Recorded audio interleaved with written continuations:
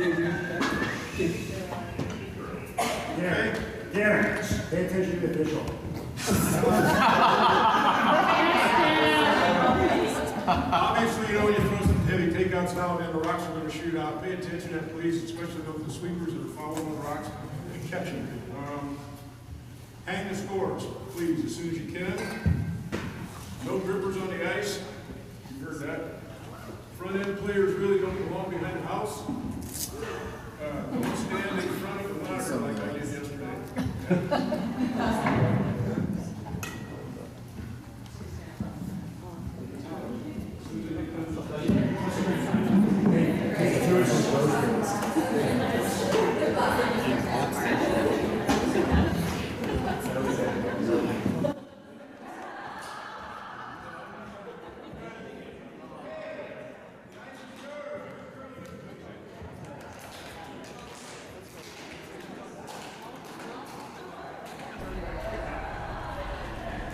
Hello America, and welcome to the latest draw. It's the quarterfinals of the mixed fours tournament at the 2025 doubletakeout.com MoPac Championships presented by curling.gg.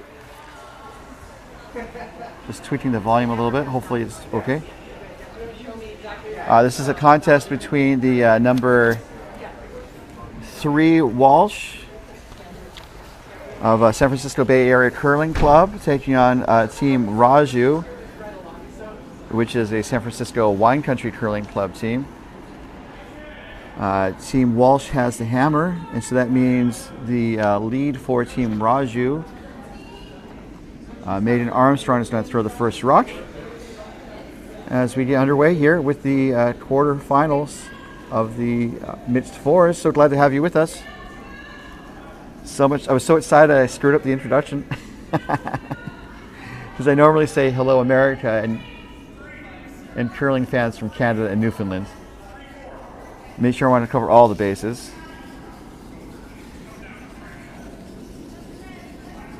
As we progress in the game, I'll talk about how these teams got to the playoffs. And that was a good guard from Armstrong. And now we're going to see Amar Masalma with his first rock. I think looking to put up a corner guard.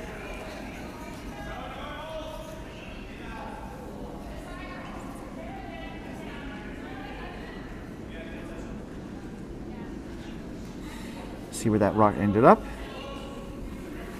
This one might go a little deep, and it does slip into the rings.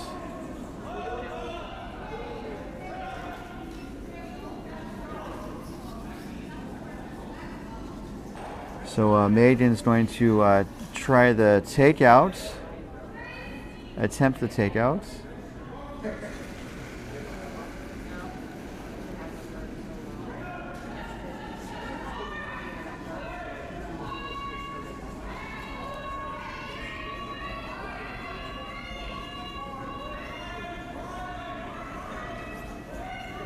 Calling for a hard sweep with this in-turn takeout. Mission accomplished.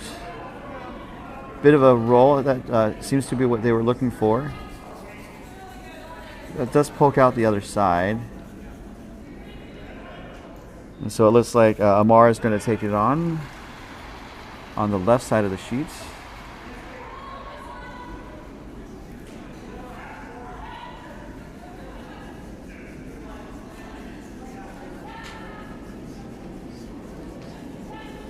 Going for the out turn hit.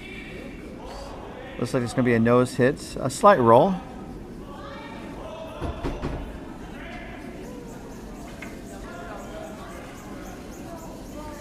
So there are 4 semifinals on the ice. It's the last time this weekend that all 4 sheets are going to be in play. As David Betts gets set to throw his first for Raju.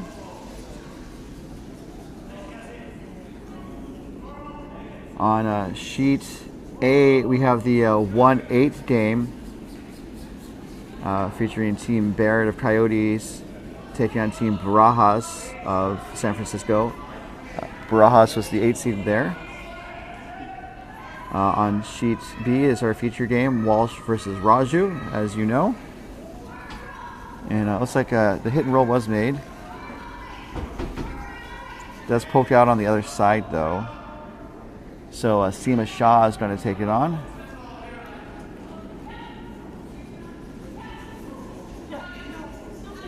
Going for the intern takeout. Looks like it's going to hit it pretty much close to nose.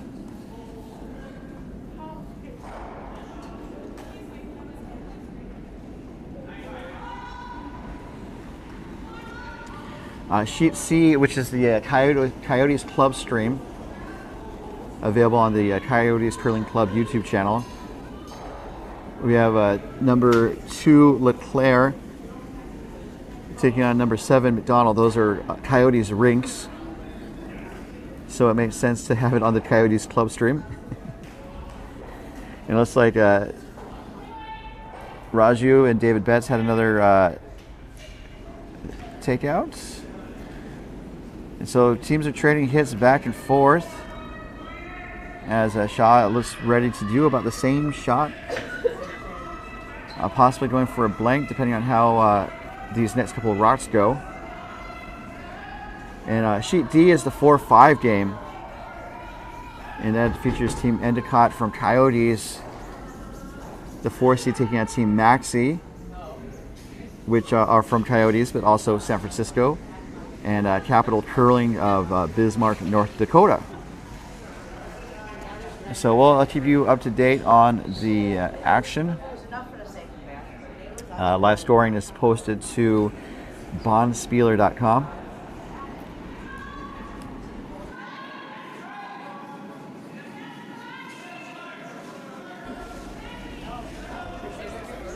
This is the thirds rocks for Raju. That would be Sebastika Thangadura. And another hit and roll. That was beautiful there.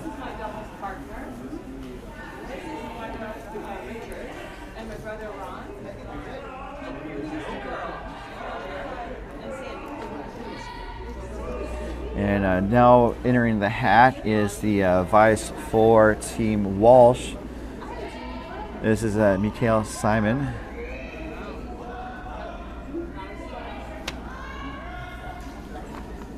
And I think looking for a heavy draw to tap back perhaps. And this is just going to be a little too heavy. Go through the house out of play. Relatively early in the game, teams did have 8-minute practice to get acquainted to the ice, and at least one sheet had the last stone draw to see who was closest to the center. The other teams, I think, were assigned Hammer based on their seeding record. As we see Subs throw her second stone. Going for a draw. Does Raju's sitting 1 right now, looking to sit a second. The sweepers dig in. They want to kind of keep it offset from the shot stone so that there's not an easy double. The double is possibly there as Mikhail gets sets.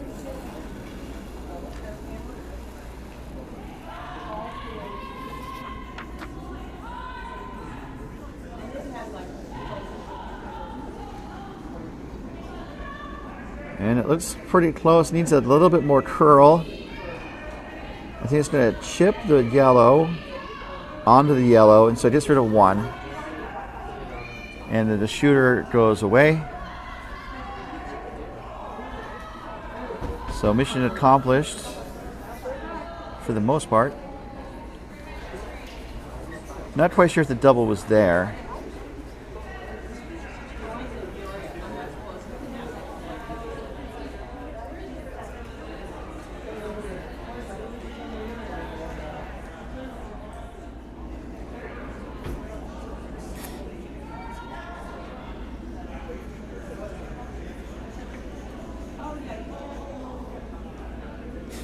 So PN Raju gets set to deliver his first of 2 skip stones without the hammer here in the first end.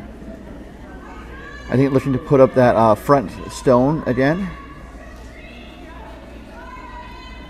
In a pretty good position to steal the opening end here at the quarterfinals of the mixed playdowns.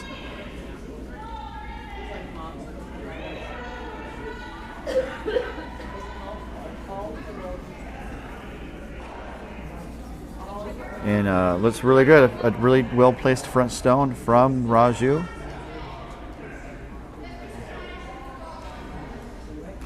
So the question is, what does Walsh do to kind of open things up? The shot stone is only a single rock in the house in the top 4-foot ring.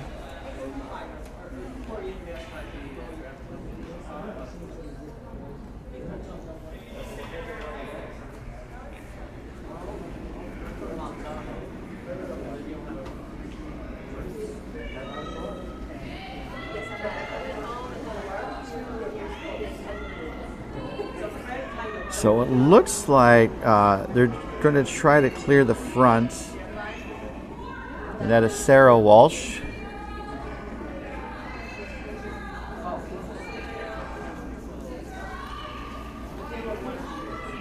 As her shot is away.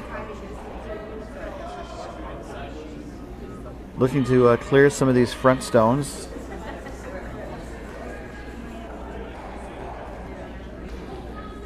And it does get rid of one of the front stones.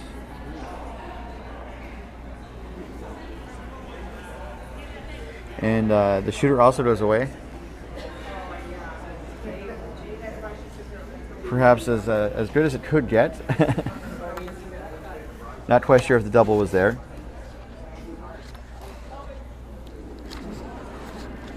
So Raju is getting set.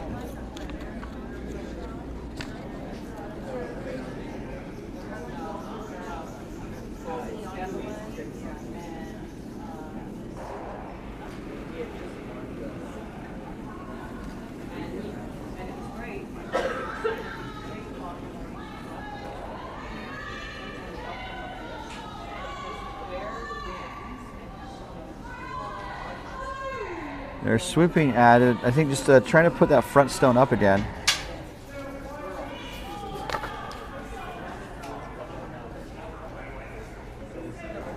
And it's close. Looks pretty good. The kind of creates some offset guards. And it's going to be really hard for Walsh to clear that.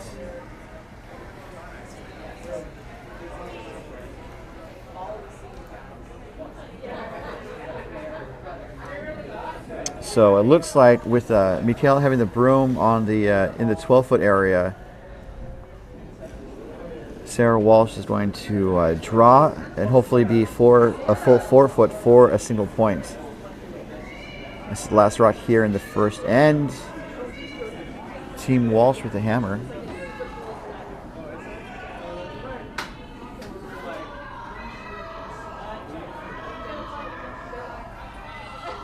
Sweepers are cleaning for the most part as they walk it down the ice. It looks maybe a smidge heavy, and it started to dig in right there. Let's see. Oh, it wicks off of the yellow. And I think it was enough to get to the shot position. So a good draw, even with that little rub off of the yellow in the rings.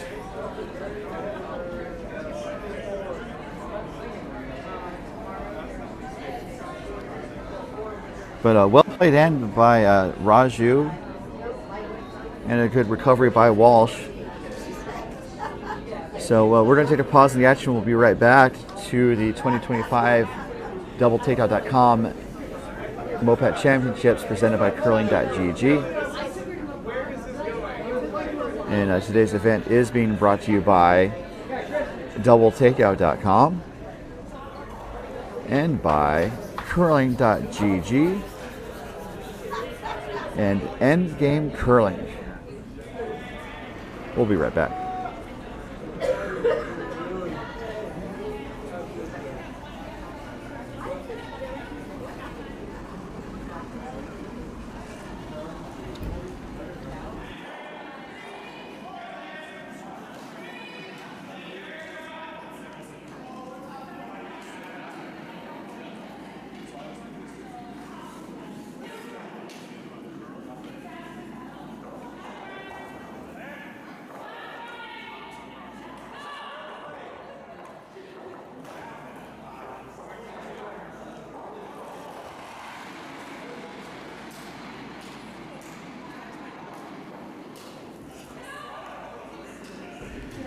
rocks in play. We are underway here in the second end. The first rock coming from Amar.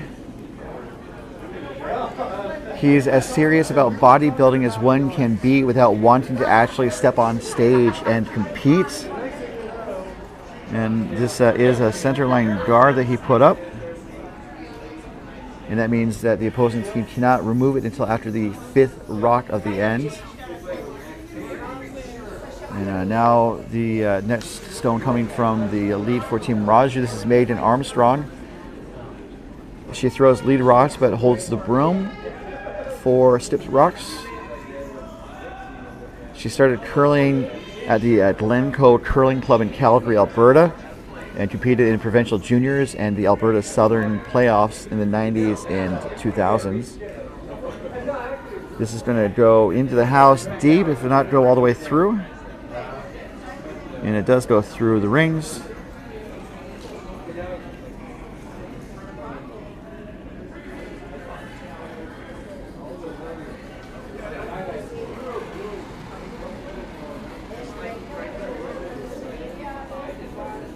This is Amar's second rock, using the opposite turn, going with the in-turn clockwise rotation.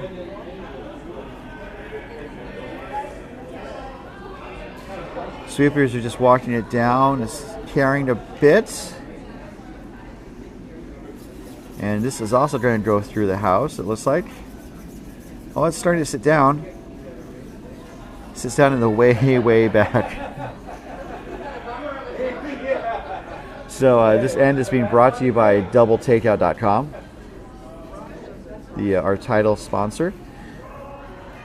Throughout the competitive curling season, proprietor Ken Pomeroy updates the site with the latest numbers and statistics from curling events from around the world, and creates a updated ranking of the top men's and women's teams from across the country and around the globe at doubletakeout.com. So this is a draw, a little less weight than last time. And it is going to sit down in the top 4 foot. It's exposed.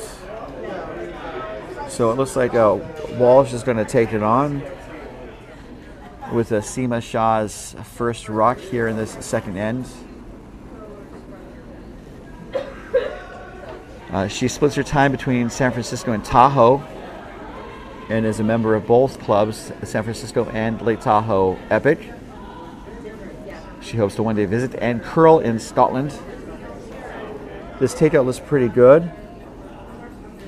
Nice gentle weight, misses the red in the back. And so now Walsh is sitting 2.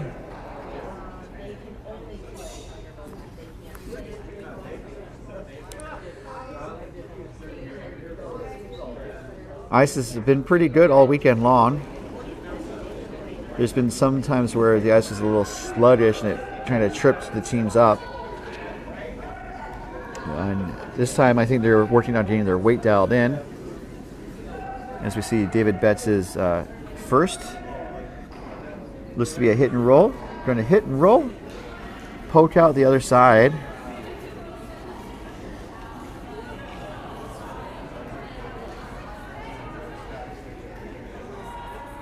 So now Walsh is going to take that on.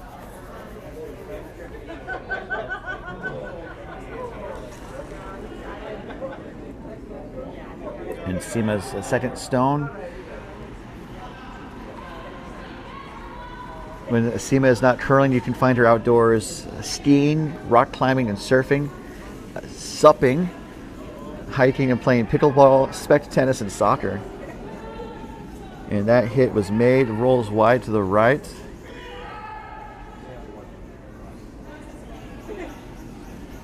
Don't know if they wanted a roll. So now we're back to the hitting game for both teams. As David Betts is going to do the in-turn clockwise rotation. I really think they're hoping for some roll. David's been curling for 6 years, and already he has a pretty impressive resume. And looks like they are going to get a bit of a roll. This looks really good. full marks for that hit and roll, as it is about 20% buried behind the center guard.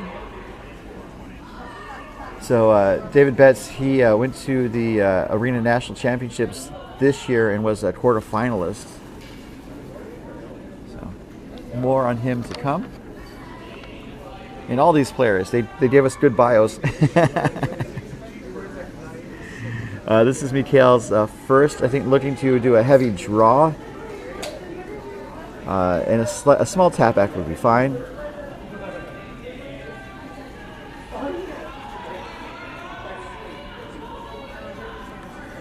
And it's not going to curl back all as much as I think they may have wanted.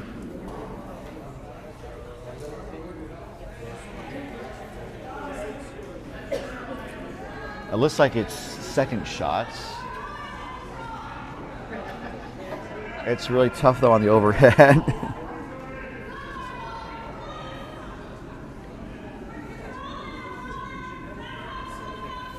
And so, known by her friends as subs, this is a Subastika thing to Durai. And I think looking to draw on top of that red that was just thrown in the reins. This is over curling. Actually, it's hanging on pretty well, actually. And it's going to pop out that red and we'll roll towards the center. So I think the double's there, and that's what Walsh is calling for. So Mikhail also, like all these players, have pretty good resumes, actually. He's been curling for 6 years. And he's competed internationally. As we're looking for the takeout here. This is over curling, almost out of hand. It's going to trash the guard, which is not a bad outcome.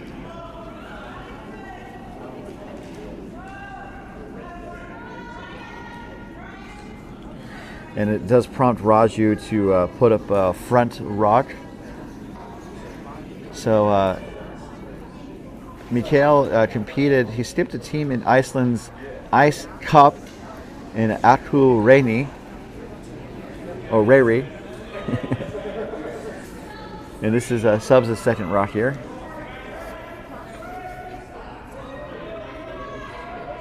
And she's also competed up in Canada.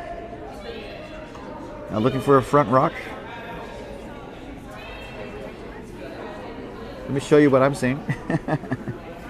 This is a bit heavy. And it's going to go into the pile, which is not a bad outcome. Although it looks like Walsh can throw some heat and get hopefully 2 of those rocks moving. As we are to skip stones already here in this second end. And coming up at the break, we'll go around the rings and update the scores from all the sheets, all the action. You can keep track of the action yourself at bonspieler.com. It used to be a subsidiary of General Carbide. It's one of those like weird skunk works projects that General Carbide worked on, and then they spun it off because they figured that an industrial company like General Carbide would not be really good at curling scores. So learn more at bonspieler.com. So obviously that's not a true story.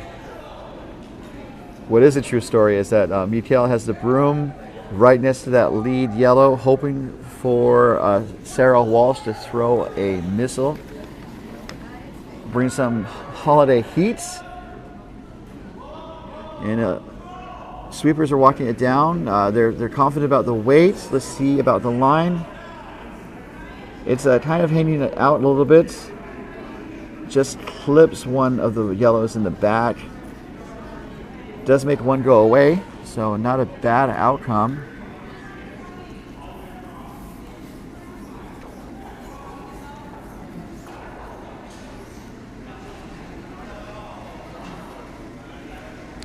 As Raju makes his way down the ice. So speaking of international experience, PN Raju has 60 international caps competing for Team India at various World Curling and other international events. He got that 60th cap over the summer, if I remember correctly. And it looks like he's going to put up a front ruck with the clockwise in-turn rotation.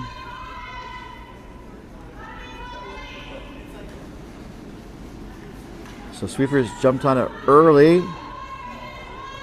I think partly for line and partly for weight. This is going to, well, the weight was there as they put in another rock into the rings. And just like that, Raju's sitting 4, if I count correctly.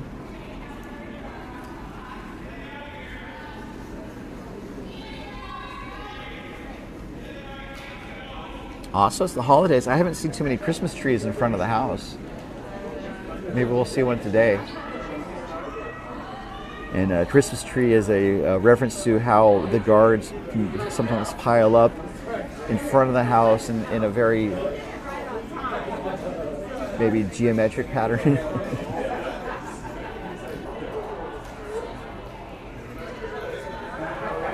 So Walsh is not seeing a lot of options. I don't think she can get all 4 rocks out of the way. So she's opting to draw. And the plus for Team Walsh is that the button is open for the most part, and there's a little bit of backing. So if she does a draw, she could be shot. But if she draws into the pile, at least she's cutting Raju down to 2, maybe 3. Or just 1, depending on how the shot goes. That's why we play the game. As Sarah Walsh gets set, she's been to the Club National Championships 6 times, starting in 2012 and through 2024. Also been to the Arena National Championships starting in 2012 with a silver, and winning gold twice in 2014 and 2015. And let's see if the shot is here. It's a little heavy. It needs to sit down. It's starting to break now, but is it going to break in time? It does not break until it goes past the 4-foot ring. It does cut Raju down to 2 for now, but Raju is setting up a hit and going to score a mitten full of Christmas goodies, as it were, in this holiday tournament. It's not holiday themed, it's just ahead of the holidays.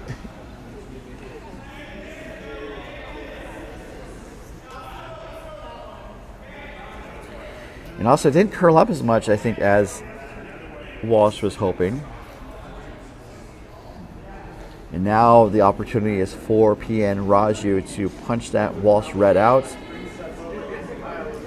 and add 5 to the tally. This is last rock, second in, the hammer from PN Raju.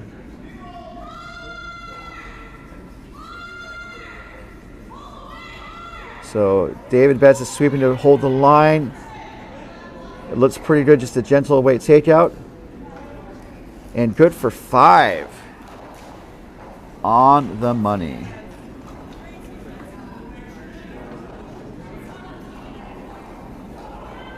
So just like that, the tables have turned, or turned the tables. Not quite sure of the phrase. But we're taking a quick pause in the action. We'll be right back to the 2025 doubletakeout.com MoPac Championships presented by curling.gg.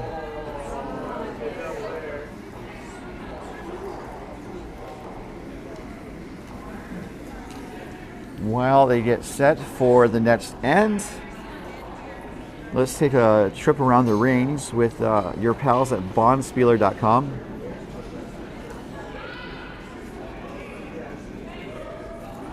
So again, the 1/8 game is on sheet A, and it looks like the number 18 Barajas stole the second end as Baird blanked the first. So we're looking at a 1-0 game in the third. Sheet B is our feature sheet, as Team Raju put up a 5 spot in the second to take a 5-1 lead over Walsh. And on sheet C, we have the 2-7 game where Team McDonald, the 7 team, stole the first end to take a 1-0 lead over Team Leclerc. And this first rock from Megan, I think, appears it slipped in the rings. And it looks like Amara's just going to pop it out.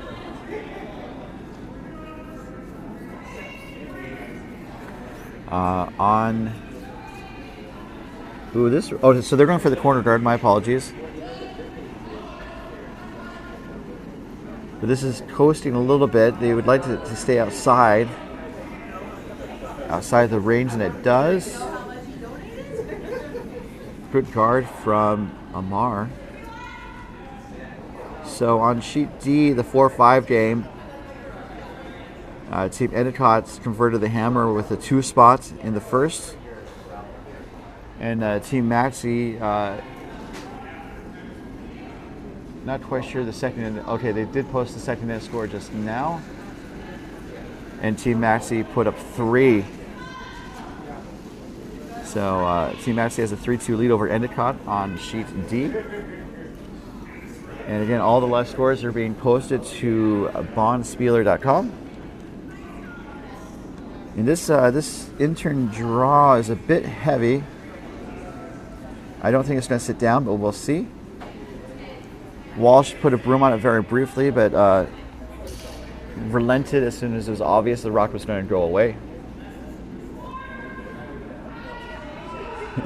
I was going to make a dating reference joke, but I don't know anything about dating. Here's the next route from Amar. Looking for an intern clockwise rotation draw to get around that tight. Oh, maybe not. This is going to be a hit. And it's going to roll to the right. And I think Walsh would have liked it to have rolled the other way. But the rock did stick around in his shot. And now Raju's asking David Betts to pop it out.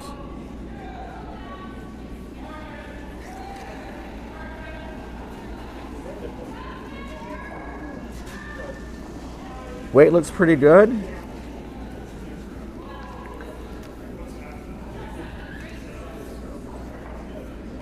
Intern hit is going to roll out. And don't know if it hangs onto the rings or not. I'm going to say maybe.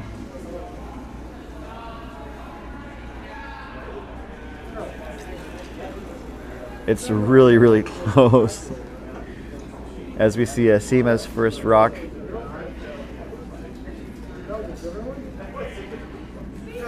So for her career, she worked in Bollywood, dancing and doing choreography for film, TV, music videos, stage shows, and toured internationally. Her Wait Call dance premiered at the Crush Bonspiel in 2022. And this draw, just a little heavy and a little open. So Raju's going to try and pop that out with David Betts' second rock. And in addition to playing at some interesting bonspiels, including the Winter World Masters games, David Betts is his rink past the guard and pops the red and slight roll, partially undercover. David Betts won the MoPac Men's Arena Playdowns as skip this year. Was the B event champion as skip at the MoPac 5 and Under in 2022. And also went to the Arena National Championships in 2019 as second and finished as a quarterfinalist. As the next route for SEMA looks to be an intern, soft weight. I think maybe trying to draw on top of the Betts stone,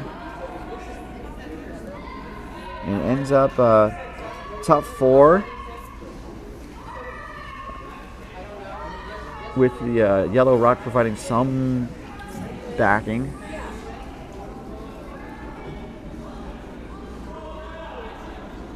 Stays above the T line, which may be what Walsh wanted. And this is a thing to Durai's net rock looking for a hit. She started curling 12 years ago after meeting Canadian silver medalist Cheryl Bernard at her elementary school assembly. She moved to the Bay Area 2 years ago and is super thrilled to be able to still compete and play curling in the San Francisco area. So it looks like the hit was made.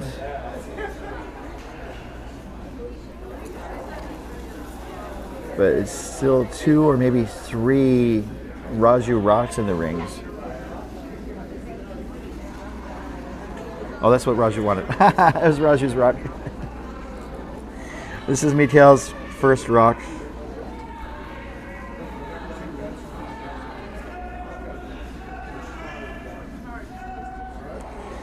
Looking to get around the guard again. This is coming up a little light.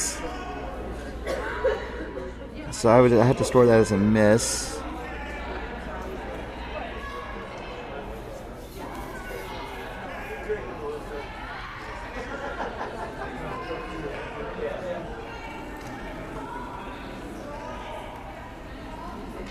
So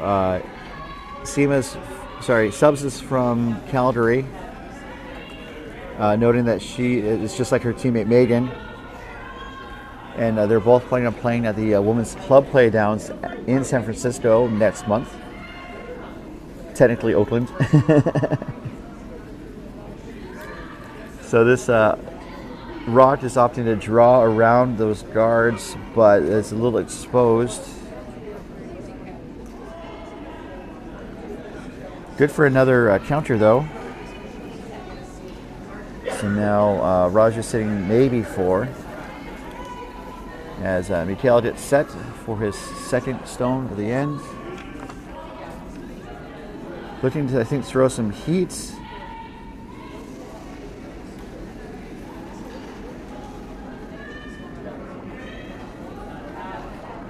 So it's on the yellow, or hits the yellow, sails past the yellow in the back. So it does cut Raju to 2 for now. So mission accomplished for Mikhail.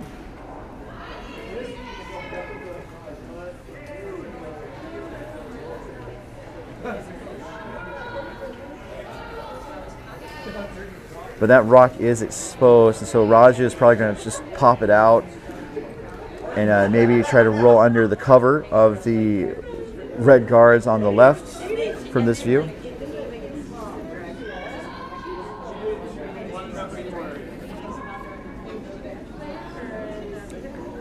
So Raju's experience includes going to the 2024 Winter World Masters Games, skipping and finishing in 4th place on the same team as David Betts.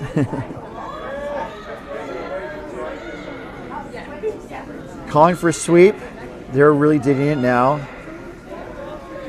It's looks like it's going to get around the guard. We're going to see a little roll. Also, just a little tap though. So the weight was, I think, just a little light for the shot.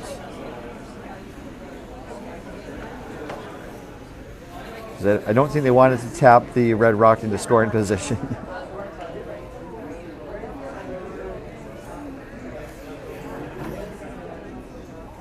So Walsh has the hammer. So now the question is, what can they do to generate multiple points? And it looks like they're going to create a kind of a little cluster. Ooh. Not a cluster. I thought they were initially trying to put another red right on top, and that way it would be really hard for Raju to get rid of both. But where Mikhail positioned the broom, he wants a front rock. And I'm curious, I think to maybe try to put another stone in now and then give another target for Raju to worry about.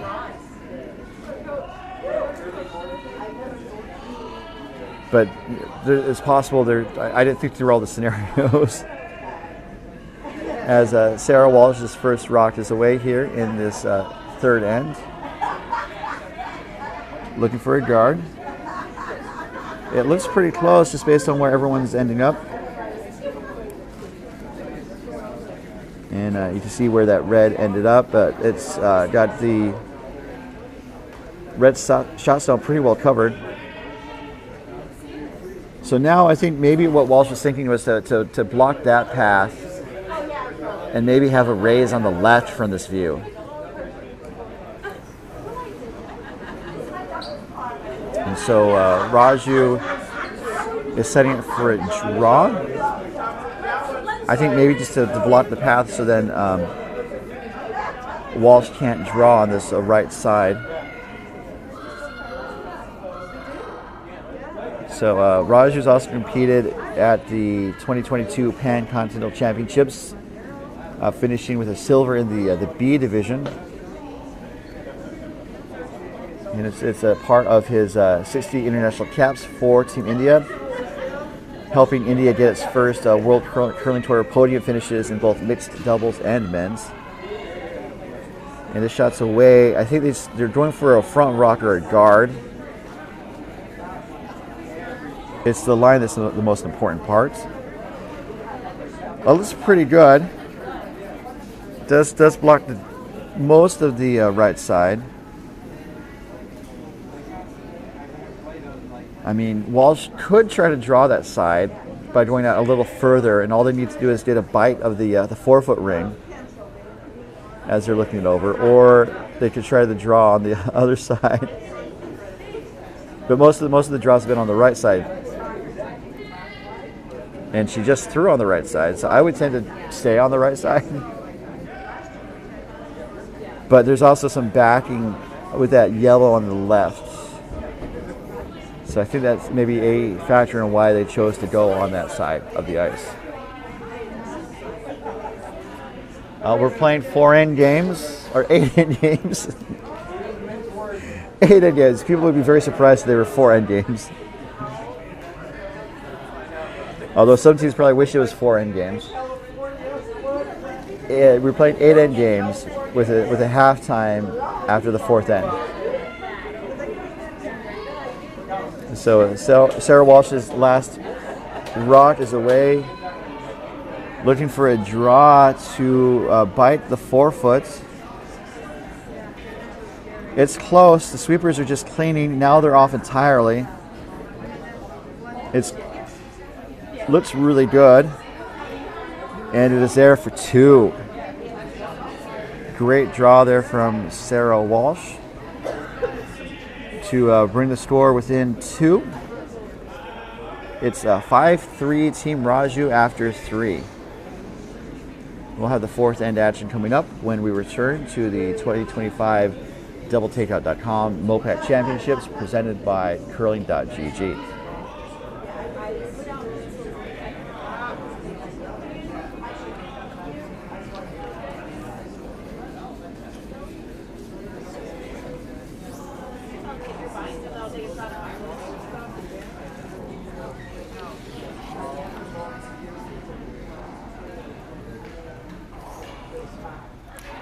Live streaming of this and other regional competitions is powered by the clubs and hundreds of members of the Mountain Pacific Curling Association. Our mission serves to grow curling and foster competition in Arizona, California, Idaho, Nevada, Oregon, and Utah. Visit mopacca.org today to find a curling club near you or for help getting one started in your community. Rocks in play. We're underway here in the 4th end of a possible 8 or an extra end if the score is tied after the 8. This is Amar's first rock. Looking for a guard.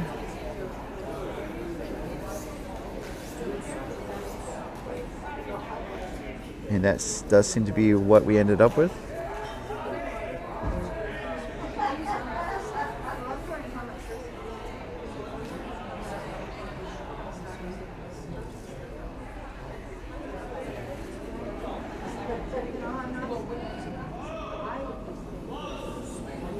Megan is being set for her first.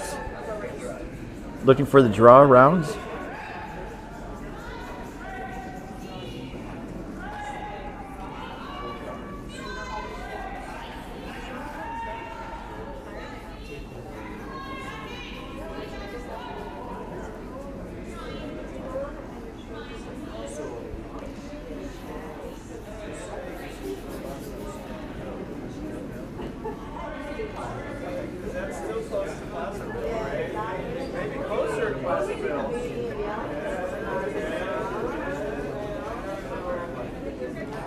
It looks like that come around was successful, as Amar delivers the second rock.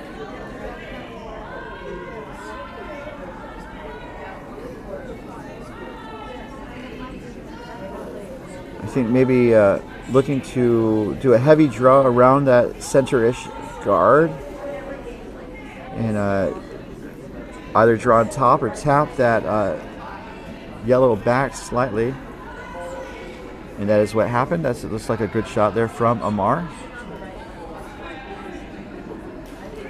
And this ad is being brought to you by curling.gg. Test your skip skills against your friends online at curling.gg, a free online curling platform with real physics simulation. Next rock coming from Megan Armstrong. Part of her experience includes playing in the Canadian qualifier, the Alberta qualifier for their club championship, then known as the Travelers, now known as the Everest Concierge. I forget the full name of the Everest, but it's now known as the Everest Club Championship. And that's a great shot there from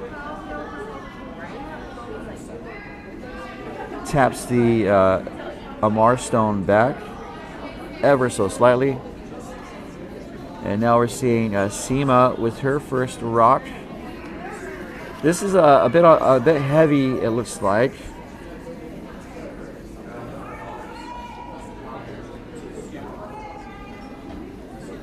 The weight was actually pretty good. The line was just a little wide.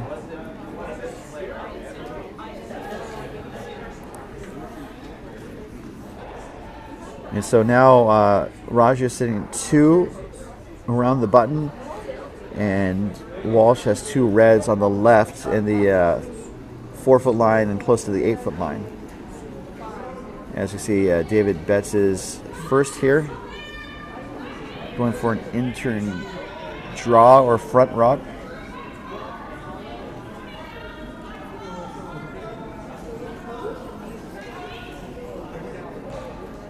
It's not going to be a front rock. It's a tad heavy. It does put another Raju rock in the rink for now, but it's starting to go through the house, out of play.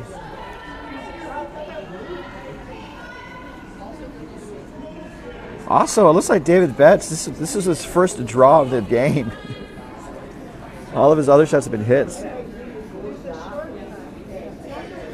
And then this is the next rock coming from Seema. She started off with a decent number of hits.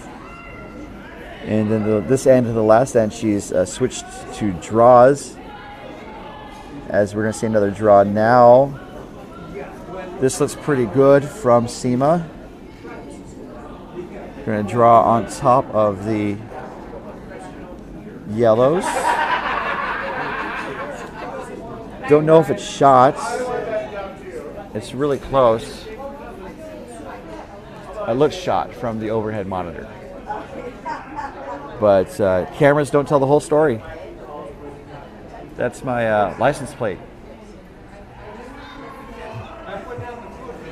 I'm curious about how that would fit on a license plate. This is David Betts' nets, looking to just kind of shake things up a little bit, it looks like. Need to kind of coach it over. I might wick the red, actually wicks the yellow.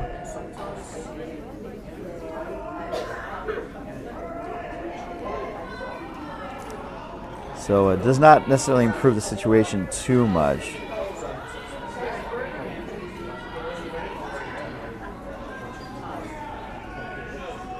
So it looks like Walsh wants to put another one on top. It's Raju that has the hammer this end. As Mikhail gets sets. He's a software engineer for Microsoft.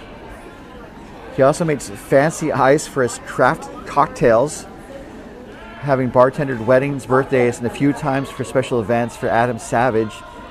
He's one of the hosts from the Mythbusters, which seems pretty fascinating. This red is a pretty good front rock. And Walsh is trying to set up a position to steal and come within one at least with half the game to go.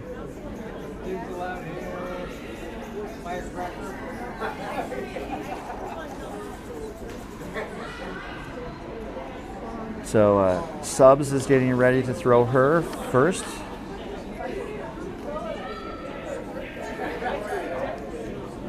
In 2024, she was the champion skip at the California State Games.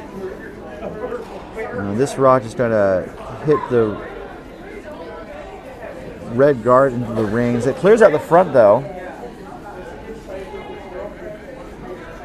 And so I would probably say that's a pretty good rock from Thangadurai.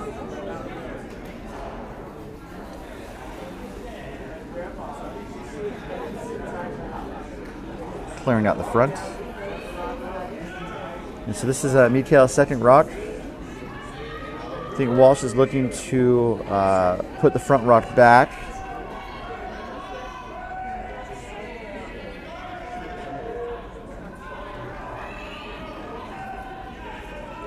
It looks close, pretty close to where Walsh was thinking it was going to end up. And when it's paired with the other yellow, it does really block the path to the shot stone. As Substance ready for her last. And I think Raju just wants to go right down the middle and pop out those two guards. Going for the out turn. Going to get the yellow. Is it going to raise it? It does raise the yellow into the rings. Ooh, beauty. It pops one of the reds out and rolls towards the shot red. Let's see if we can see that again.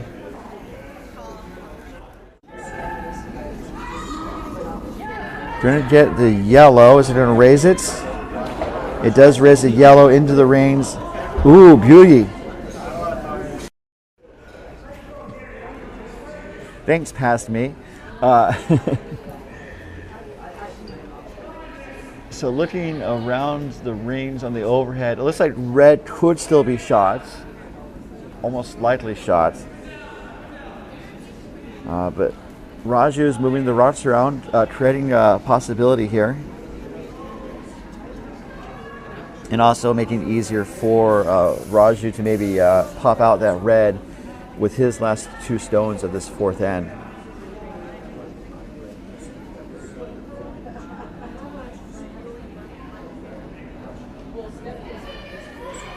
So I think looking to draw another front stone to draw around the guard, and I would probably say settle in the top 8 foot. With Sarah Walsh's first here without the hammer in the fourth end. Going for the in turn. Well, clockwise rotation is an out turn for her as she throws left-handed.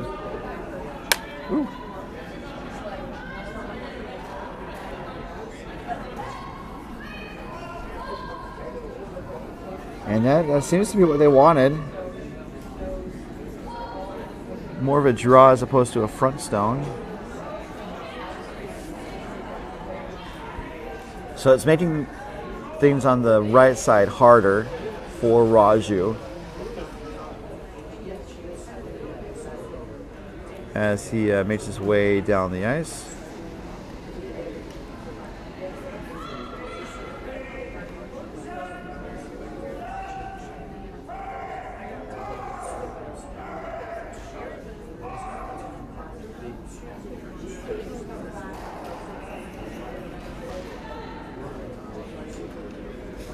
Looking to, I think,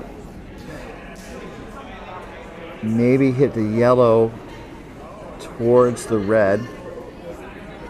This is Raju's first.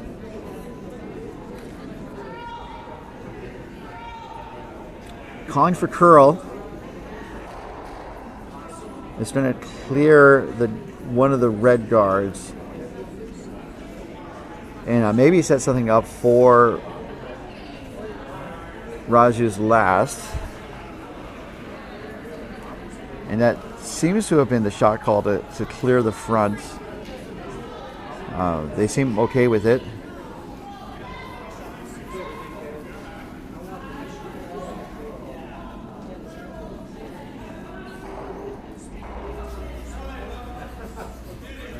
Because it moved the red out of the way to put the yellow in a position where it can be promoted with Raju's last.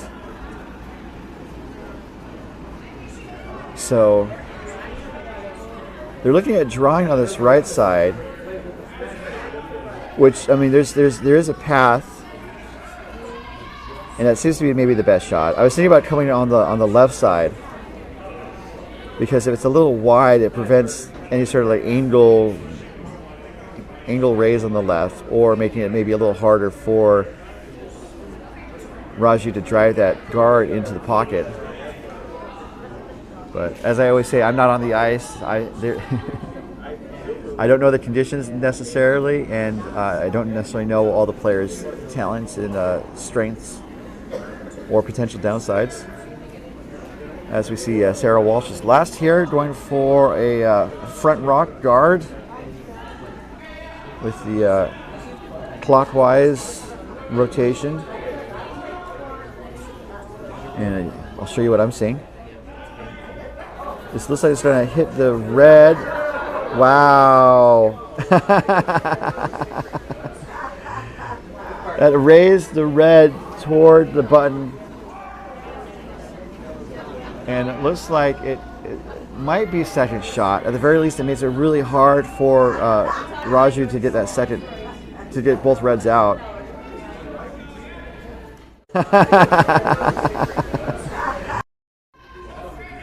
Okay, we only have a 20-second replay. That was a beauty shot there from Sarah Walsh. Call that a tap back. 4 out of 4. Really hard to, I think, picture it any better. I mean, I think maybe just like another 3 inches, it would have been bonzer, to use a phrase. But honestly, it's really hard to think about how she could have improved on that. And so now Raju, I think, is looking for... Oh my gosh, I don't know what he wants to do here. He has the broom position to angle that yellow into the pile. But there's a couple of ways that could go sideways, quite literally.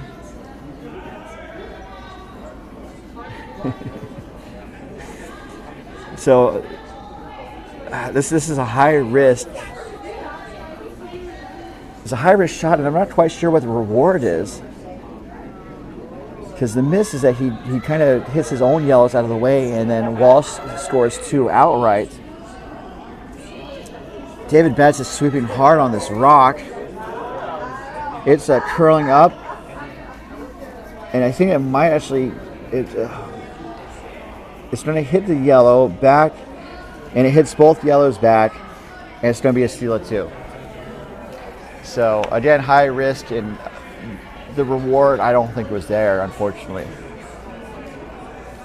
But also, like, sometimes you feel like you have to take a shot, and unfortunately that was a steal at 2. Unfortunately for Raju, a really good plus for Team Walsh. Some great shots from Skip Walsh there to tie things up. And we're going to taking a tie game into the fourth end break. And as they take a break, we're going to take a pause in the action. And we'll be right back in less than 5 minutes to the 2025 doubletakeout.com MoPac Championships presented by curling.gg. And we'll be right back.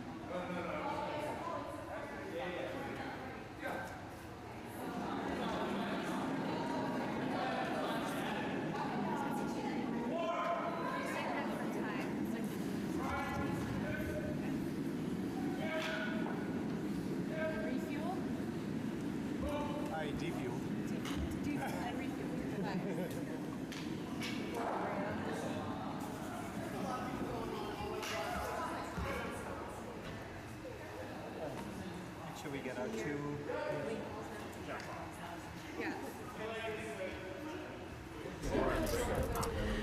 The 2025 doubletakeout.com MoPac Championships presented by curling.gg is presented by doubletakeout.com and by curling.gg and by Endgame Curling.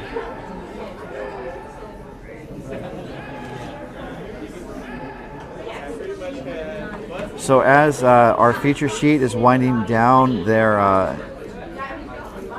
fourth end break, let's take a look around the rings. They got 3 minutes, so we got time to let this soak in, simmer like a great stew, a festive holiday stew with wassail. So. Also, I was talking with someone in the warm room during the break, and we were saying that like maybe Raju threw that shot because he was pretty confident that he was giving up 2 in this situation no matter what, and tried something just to see if he could change the outcome. So That would provide some answer about why would you take that shot. So, but it also made the scoring really easy at the end. So maybe he was doing the scorekeeper as a favor. So looking around the rings, 3 of the games are on their halftime break. Team Baird and Team Barajas are actually starting their 5th end. That's the 1-8 game. Number 8 Barajas is actually up 2-1 over Baird. Sheet B, our feature game, you're watching it right now. Score is tied 5-5. How we got there, Walsh scored 5 in the second end, but Walsh has been able to claw her way back with a pair of deuces. That's a 3-6 game. Walsh is number 3. Raju number 6. Sheet C, our Coyotes Club game, streaming on the Coyotes YouTube channel. Number 2, LeClaire is up 3-1 over Team McDonald, the number 7 seed. And then on Sheet D, the 4-5 game is the appropriately close battle, as we have a number 4 Endicott up 4-3 over Team Maxi. Pretty interesting so far. These are pretty darn close games all around. Everyone's within 2 points. So with that, you see Raju sliding down the ice. About to get underway with our 5th end action here.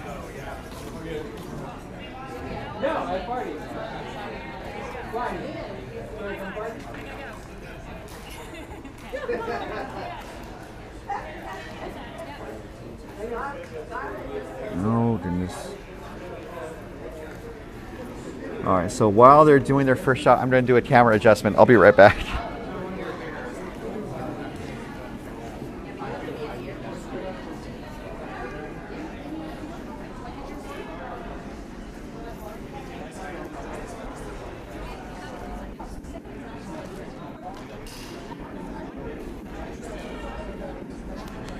So Amara's getting set.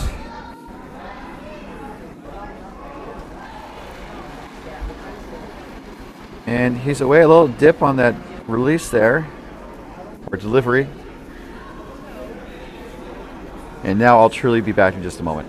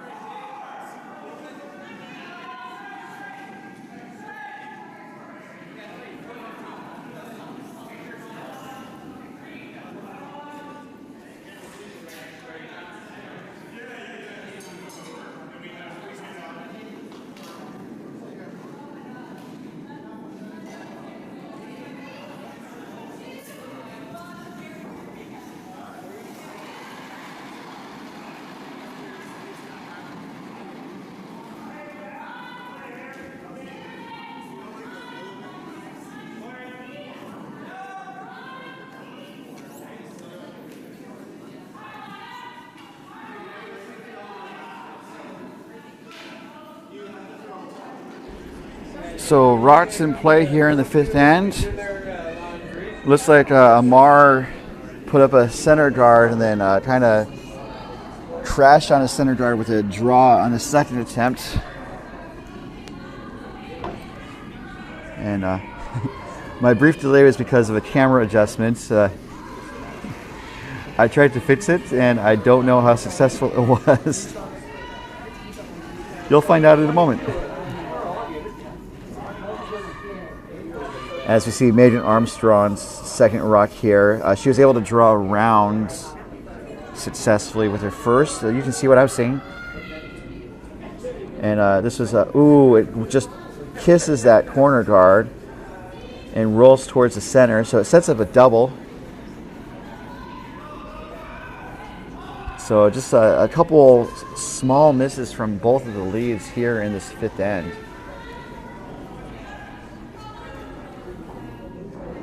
As we're now seeing the first rock from Seema Shah.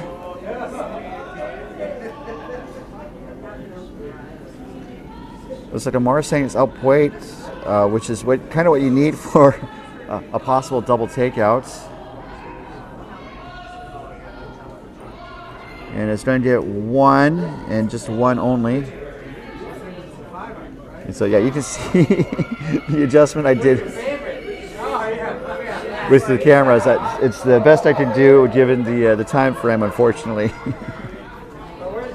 But we can still see what's going on. It's still good. It's still good. And let's see if David Betts has a shot that's still good here with his first. Looking to do a takeout.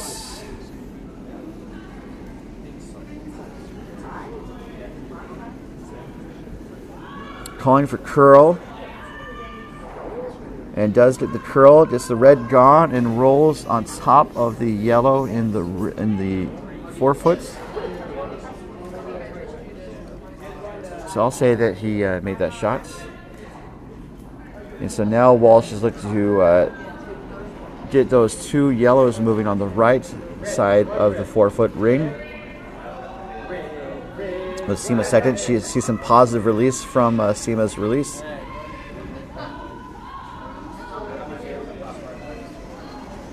And this looks fairly close to get at least one of the yellows to go away. And then the shooter's going to roll wide to the right and sit for a second shot.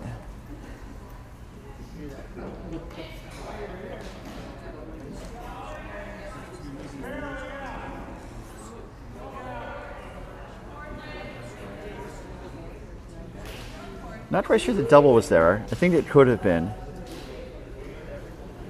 It may have not curled enough for the double to be there. So this is David Betts' second.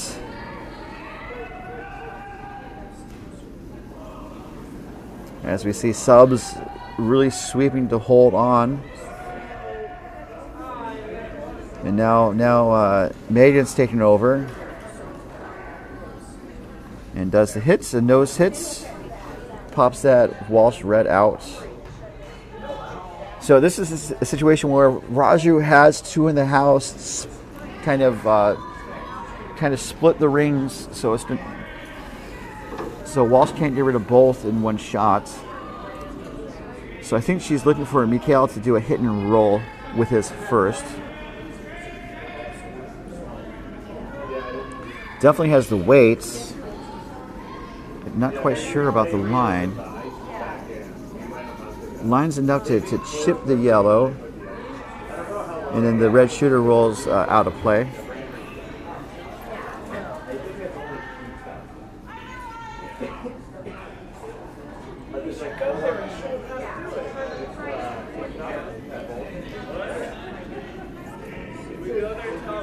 So only one rock in the rings.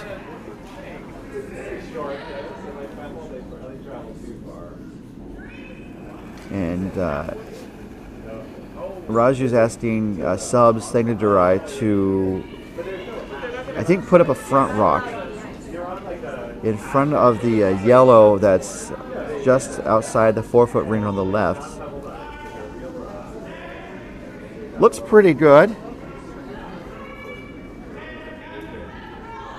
It's not going to be a front rock. It's going to come right on top of that yellow. Not quite a freeze. I'm not sure if they wanted a freeze.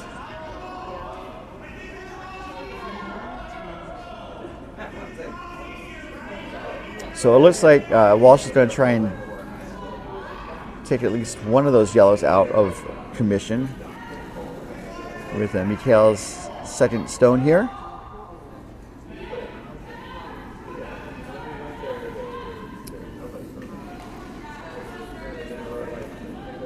One of the concerns is that it has to be tight to the guard, and it's too tight to the guard. It's going to crash and take the guard and the shooter out of play. It does open it up, but that's a miss, unfortunately.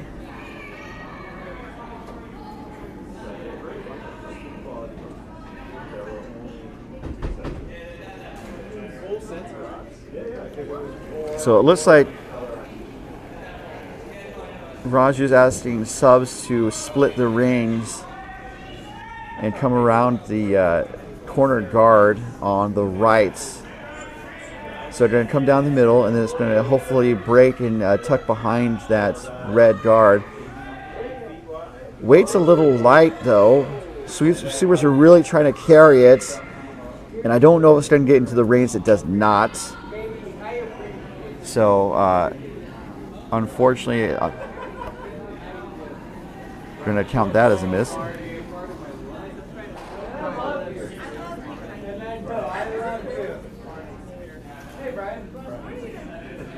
So ice conditions change throughout the game. We often compare like throwing curling stones to putting on a green. And I guess you can imagine what it'd be like if you putted on the same line repeatedly, the grass might wear down. And something similar happens in curling where the water droplets that are frozen on top of the ice break down, and that would lead to the ice slowing down as the game progresses. Although I say that, I also think that one of these sides might be running a little slower than the other,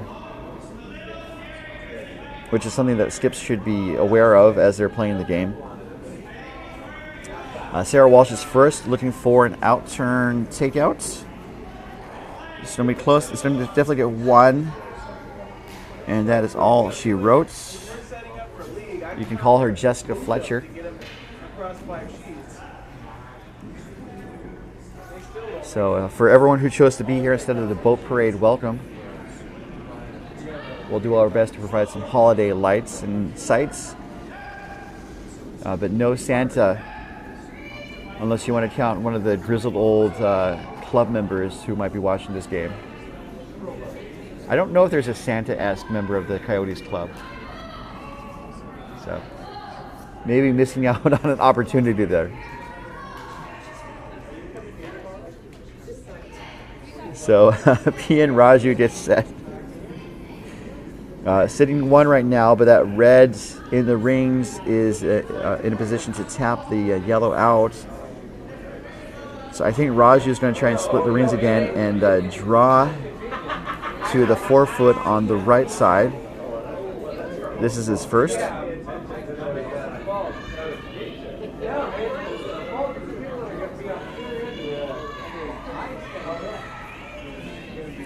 Needs to be second shot or shot. And this is, it looks a little light. Both sweepers again are really sweeping the heck out of this. And it's coming up short again. And so the momentum shifts back to Walsh, where she does the takeout that she just threw. She could be sitting 2. And really put up the pressure on Raju to avoid giving up another steal in this 5th end.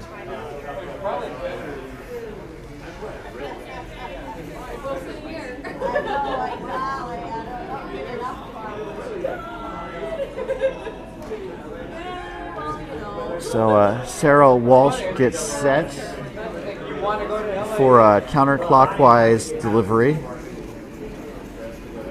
Last rock without the hammer. Sarah Walsh here in the 5th. Looking for a nose hit, maybe a slight roll takeout to be sitting 2.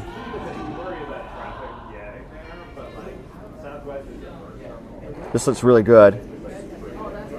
Does get that slight roll. But not too much. There's a double there. And so Raju might want to take that on to try to blank the end. At the very least, to get at least one of the reds gone. I guess the question is, going for the blank makes the most sense.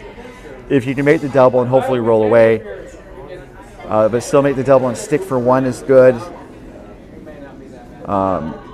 The question would be, would you try to draw for a single point? But there's not a really good draw to the forefoot. So I think that's why Raj is opting for this double takeouts. As Subs has the broom down for her skip.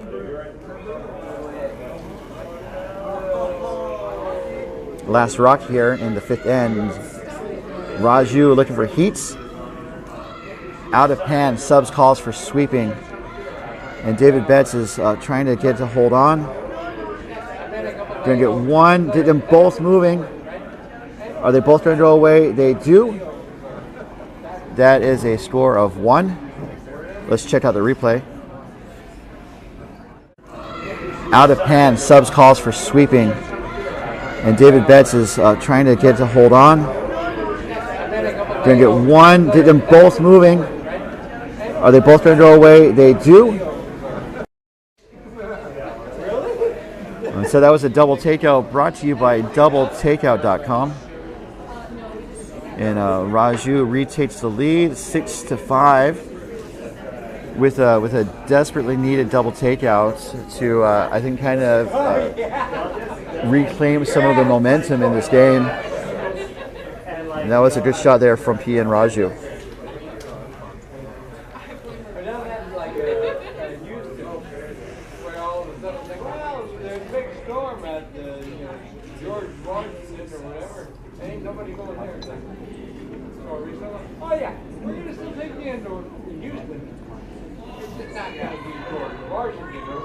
So this upcoming end is being brought to you by Endgame Curling, elevating the standard for high performance brooms. They have 3 brooms, including a travel handle that divides into thirds and can be packed into a carry-on suitcase at endgamecurling.com.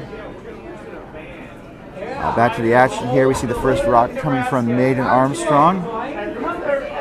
An out turn that will settle into the rings.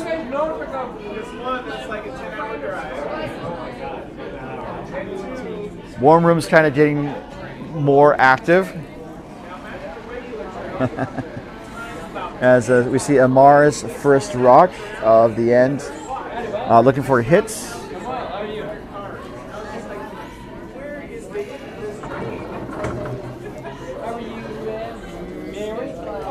This looks pretty good. Hit and roll wide a little bit.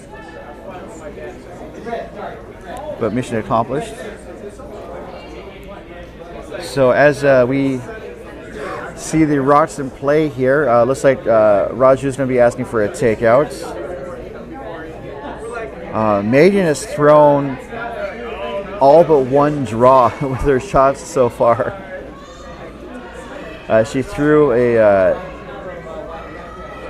hit and roll in the first end, and that was her only hit until now.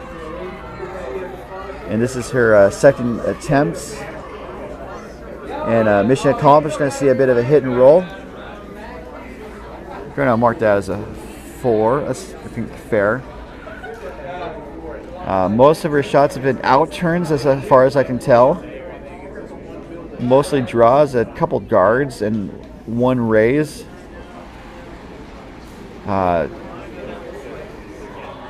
Percentage-wise, I think she's made about half of her shots. This is Amar's second, going for the in-turn takeout. This is hanging out, though. Is it going to come back? And the answer is not really.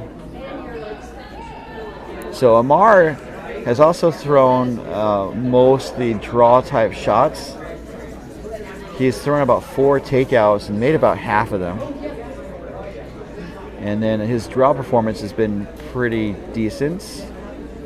Just a couple misses there. And so it looks like we're going to see David Betts try to split the rings here with an in-turn clockwise draw. David Betts has actually thrown mostly hits this game. I think I noted that last end. This is only his second draw of the game. at least according to my record. And what a good draw it was, though. Don't know why he doesn't throw more of them. But when it comes to hits, he's been mostly successful. I would say he maybe missed 2, maybe 3. And now we're going to see Seema with her shot. Looks like she's going to make a play on the yellow that was just put in to the rings. This looks a little tight. It might over curl. Oh, possible double. Oh, look at that. That is a double takeout. Let's see the replay. Great shot. Play on the yellow that was just put in to the rings. This looks a little tight. It might over curl. Oh, possible double. Oh, look at that. That is a double take. That was a double takeout brought to you by doubletakeout.com. And so David's second shot is back to the takeouts. And this is going to kiss the red with enough force to get them both out of the way. So good shot there. Has an open house. And that works for Raju by keeping a more open house, making it harder for Walsh to score multiple points. But now Seema Shah has a draw to pretty much anywhere in the rings to try and generate some offense. And so it looks like Walsh wants to try and draw to the right side. And in the rings is best. Don't want to go too deep, and this is going to go a little too deep. As in through the house, out of play, unfortunately. So now it kind of gives Raju the advantage.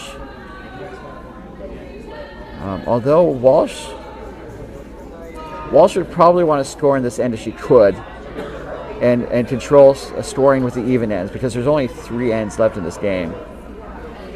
As we see Thingna Durai with her first, looking for it out-turn counterclockwise. Draw to the top 4 foot. That's where Raju wants it. This is coasting. It's going to sit down in time. And it looks like it will settle in the right behind the tee line. So Walsh is looking to pop it out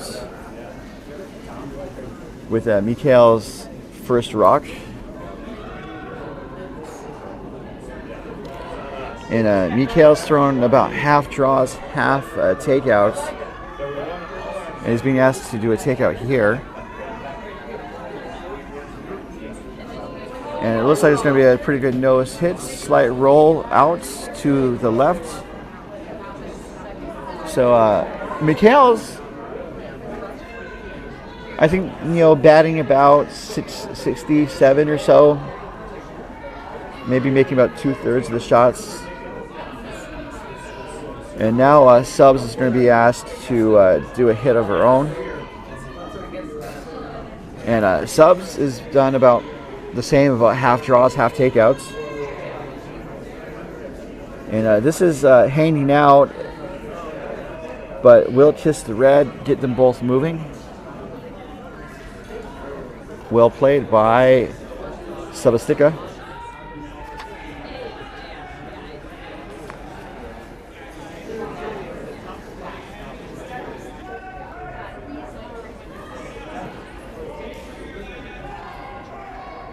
So again, an open house for Mikhail to draw to.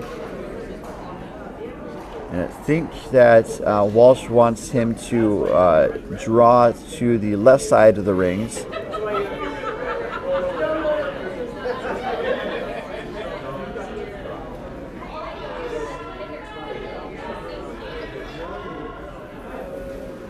Oh, no, I take it back. It wants to draw to the right side of the rings. Still a draw nonetheless. And it looks pretty good for what Walsh wanted, but it's still a pretty open house. And Raju wastes no time putting the broom down for a takeout.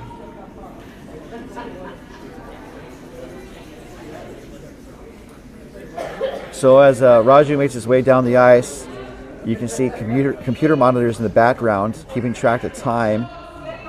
Each team has 30 minutes of so-called thinking time to design the shot and then start to execute it. The clock starts when they get the ice after the other team is done with their turn, and then it stops when the person throwing the rock crosses the tee line. So with a Raju shot here, it'll stop right now when he touches the tee line. And so now looking for a takeout. Both teams seem to have a good amount of time. And it looks like the takeout will be made. And the shooter's going to roll towards the middle. So a good takeout there from Raju.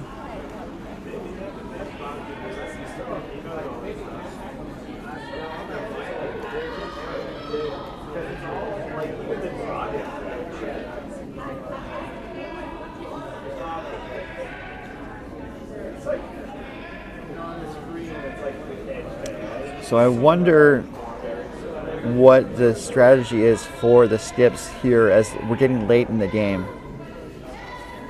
It looks like Walsh wants to hit and roll. Maybe see if she can generate some scoring opportunities, but otherwise keep a clean house to go for the blank. And then I think Raju's content to go for the blank as well. Walsh would keep the hammer, but then there'd only be 2 hammers left, and that'd be like 1 for each team if each team scores. So some of the strategy, there's shot strategy and there's game strategy. And let's see what Sarah Walsh does here with her first. Going for a counterclockwise takeout. Amar's sweeping, I think, to try to hold the line, and now he's off. They wanted to see a little bit of a roll towards the left wing, and they do get that hit and roll. So I would think that's mission accomplished.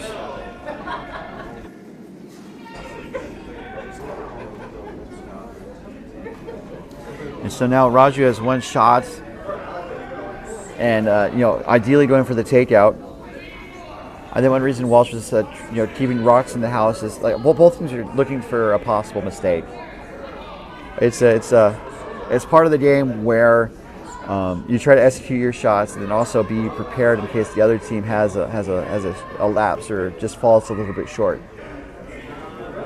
It's part of the nature of the game, and it's also a part of the nature of the game to not rub it in when the other team is a little short and stuff or a little off on their shots. So this is Raju's last, looking for a hit and stick or a slight roll. And that's where he gets a slight roll towards the forefoot, just outside the button. And so now it looks like Walsh is going for the hit and roll away for the blank. And carry the hammer to the 7th end and hopefully have a chance to score multiple points.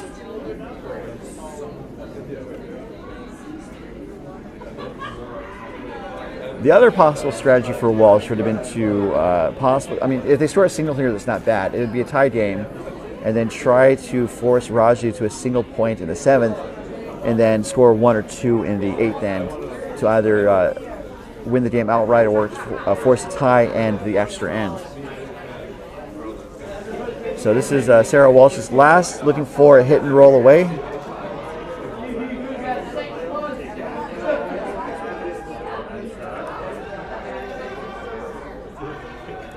This is pretty close. Mara's really sweeping to try and keep it on the outside. So got the hits, but it is going to stick around for a single point.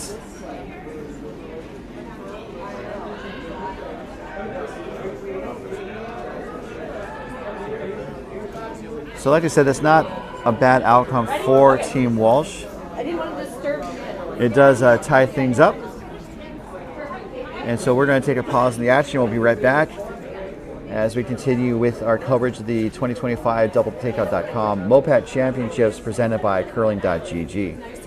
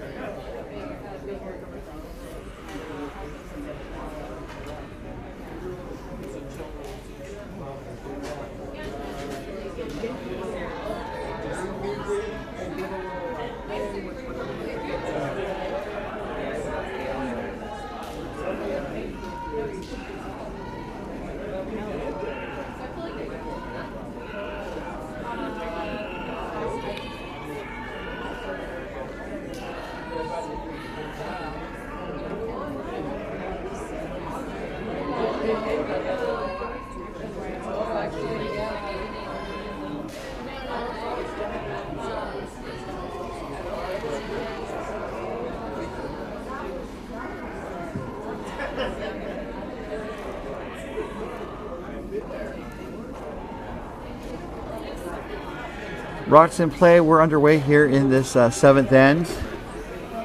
First rock coming from Amar. Masalma.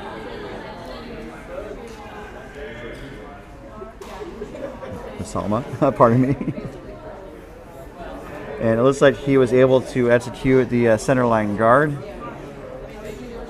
And that does mean that it cannot be dislodged off of that center line by the opposing team until after the fifth rock to the end. As we see the next stone coming from Megan. Looking to draw around. David Betts is sweeping to hold the line. It looks pretty good. Now he's going for weight, I think, as well as line. It does crash on the center line, but not enough to dislodge the rock off the center line. So not a bad outcome for Armstrong with her first.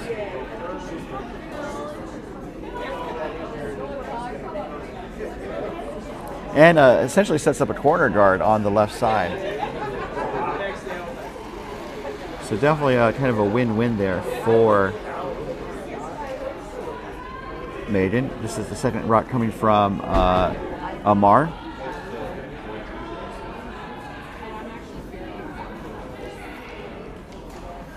And looking to draw around. And this is going to get around the guards.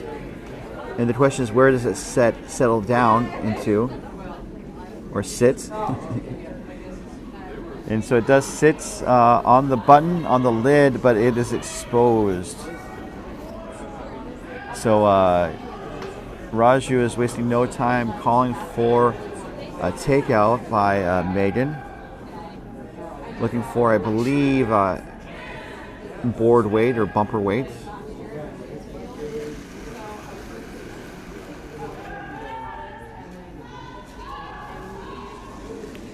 David Betts jumps on it with the brush. It looks pretty good. Going to hit and have a bit of a roll. I would say that's a pretty good shot there from Maiden Armstrong.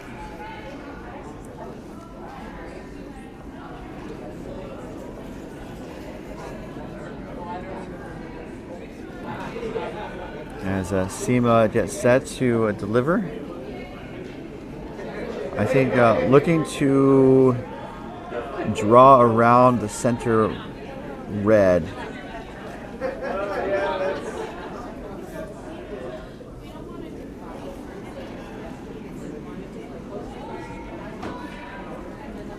And this looks pretty good.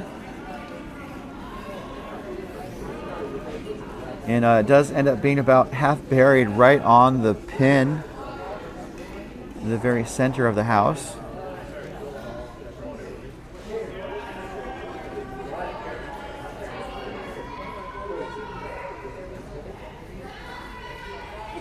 As David Betts gets set, this end is being brought to you by Curling.gg. For users confused on the ice, the There's the ability to upload a photo recreated on curling.gg and try multiple outcomes. The only platform to take a shot, undo, and try again at curling.gg. But David Betts doesn't need to undo that shot. He made it. Shooter rolls away.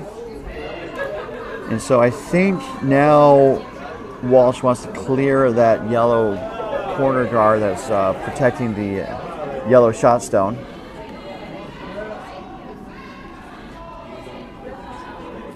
So talking about the time, teams have 30 minutes of thinking time. And if they need additional time, they have one timeout that's about a minute long, if I remember correctly. Ooh. So the attempt to clear the front was not successful. So now it gives Raju an opportunity. And it looks like he's opting to clear the center guard with David Betts' last rock. Taking a trip around the rings, still a lot of close games. 3 of the games are tied or were tied at last check. And Betts' attempt to clear the front failed. So just a couple misses, unfortunately, late in this game. So going around the reigns, we have the 1-8 game between number 1 Baird versus number 8 Barajas. Barajas is close to pulling off the upset. Currently up 6-1 over Baird. And so now we have Mikhail, I think, trying to hit and roll, perhaps. Definitely want to clear the front and hopefully stick around. It does hit the front. It pushes the yellow to the very top of the rings. So almost have to say that could be a miss.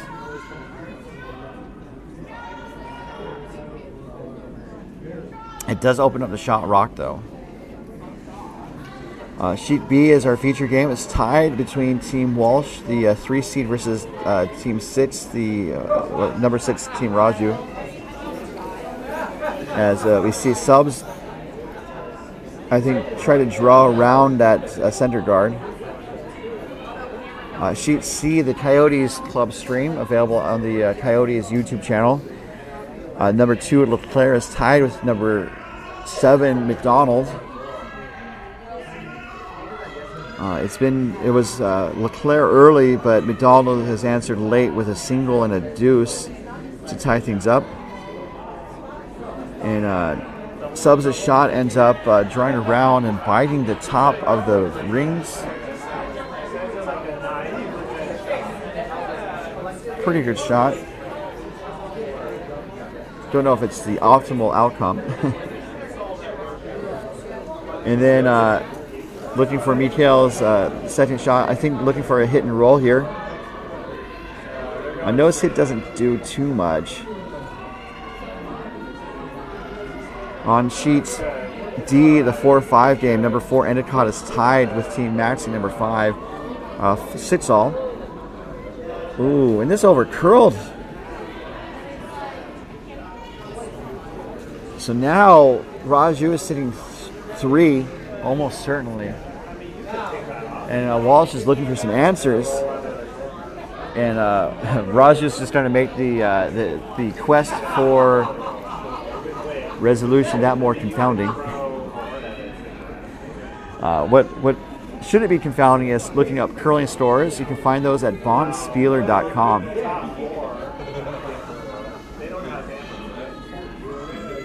So Subs is throwing a draw, hoping to be, I think, like top 8 foot or top 4 foot behind cover, pardon me. And it is top 4 foot, but it is pretty exposed, and I think it does give Walsh something of an out. I say pretty exposed. I may have been exaggerating a little bit. When you look at this head-on view, It's about 80% exposed. So I do think Walsh can get to it, especially with a heavy draw. So that is going to be, I think, the out for Walsh if she can make these shots.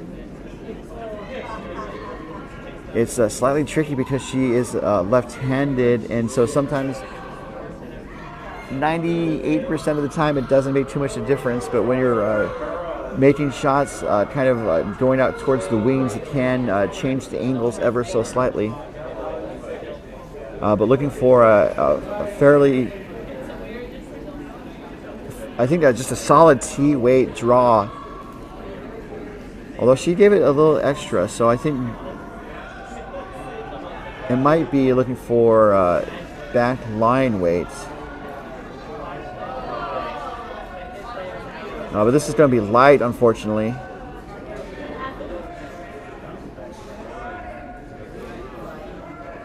And ends up as a guard. I don't think that's what she wanted. And it also blocks the path to the shot stone. So just an unlucky shot there from Sarah Walsh.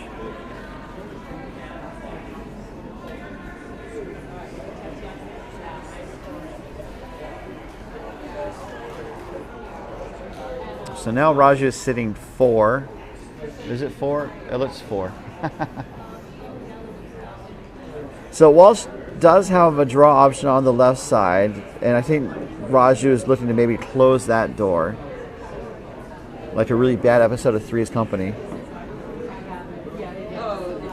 And the joke for people who've never seen Three's Company is that the lyrics are, "Come and knock on my door." And so like the bad Three's Company is like, "Don't knock on my door." These all can't be winners, but but if Raju is able to block the draw on the left side from this view, he definitely would be in a pretty optimal position. He's called a timeout. Let's see if we can listen in. Spoiler, we're not going to be able to listen in.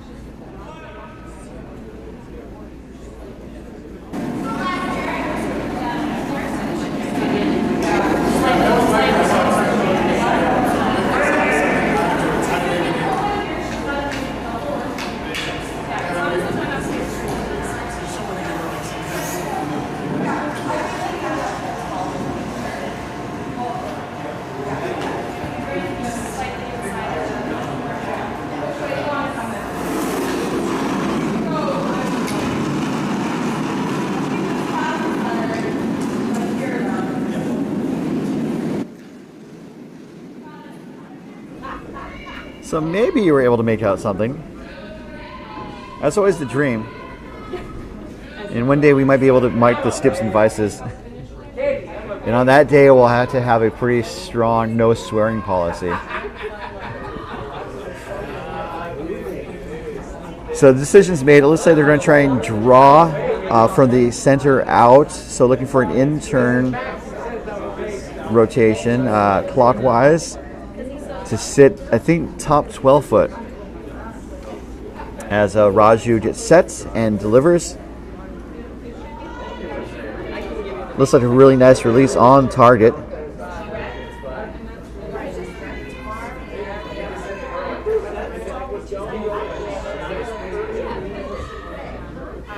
And even if it's short, that's not bad.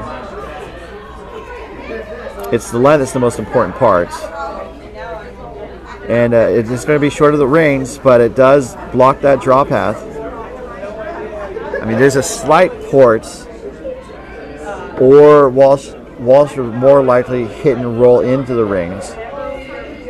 Although Mikhail's looking at possibly raising the red, or hitting the yellow on... Oh gosh, there's a lot of options. And so much so, they're going to call their timeout. And so the timeout is, I think, a minute. Indeed it is. And let's listen in again.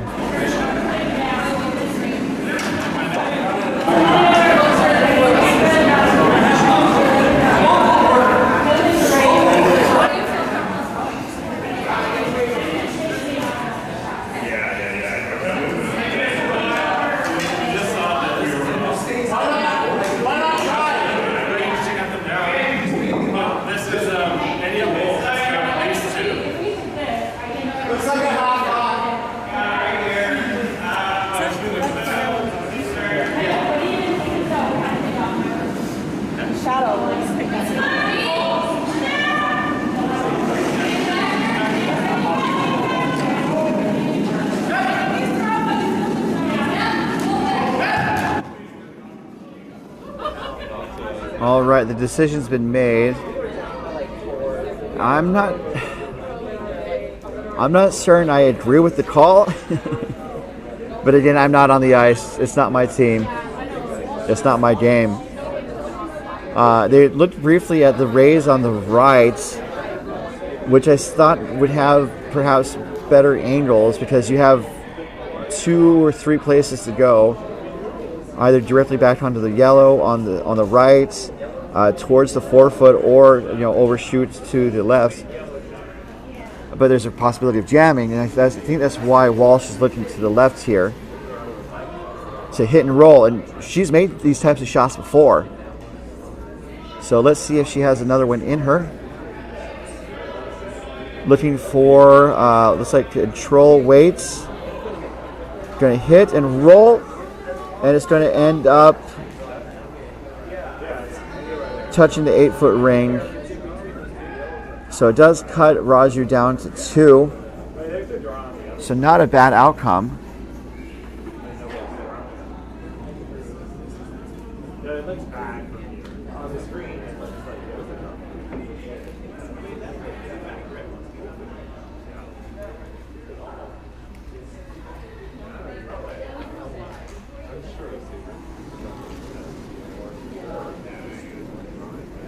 So Raju's sitting 2 now because it got rid of one of the yellow counters and then out-counted the other yellow that's in the top 12-foot. But it does create like an easy raise, and it does make it dangerous for Raju, because if Raju doesn't hit this raised takeout correctly, it could jam on the yellow on the forefoot. The red could jam on the yellow. So now let's see if Raju has an excellent shot in his repertoire. Calling for sweep right out of hand.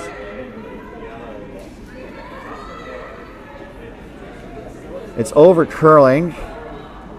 So looking for maybe a plan B here. And there wasn't one. So after all that,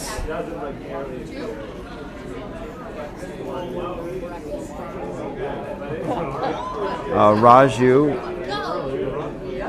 gets 2 to retake an 8-6 lead over Team Walsh as we come into the pivotal final end of the quarterfinal game. So please do stay tuned, will you?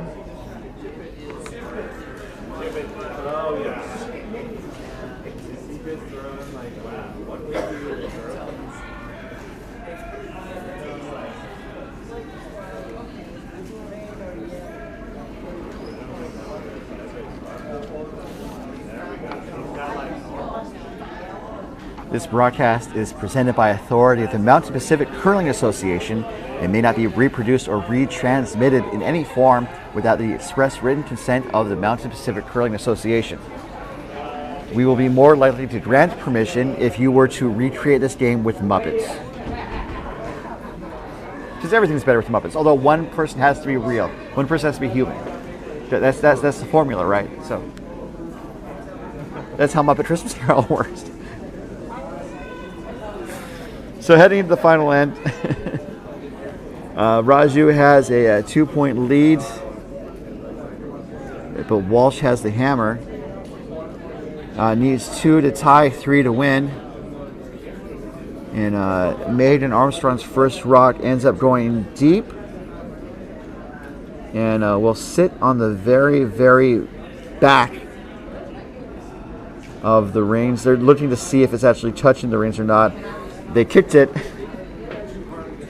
which is probably good for everyone involved, because a rock in that position is pretty much just a tripping hazard. Although there is like this one chance in 100 where it comes into play. Which, given how this game is going, anything's possible. So, this net stone coming from Amar Masalma. Looking for a corner guard. Those are pretty close.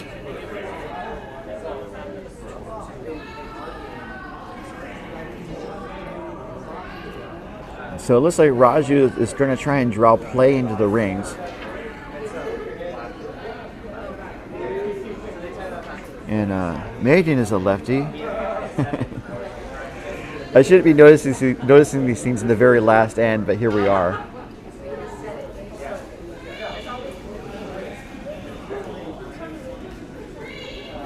So looking to basically put the rock in the forefoot, if not on the button.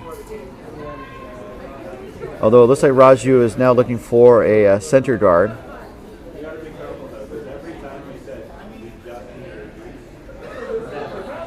And it looks like it's pretty close to center, but not on the center line.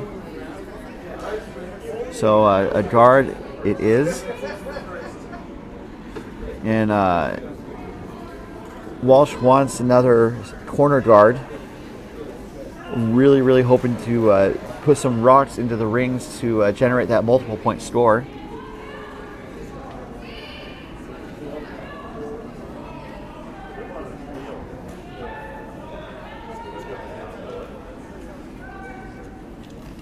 Sweepers we're sweeping now, they're letting it coast a little bit. And it looks like it's pretty close to what Walsh wanted. Mission accomplished, Mr. Amar.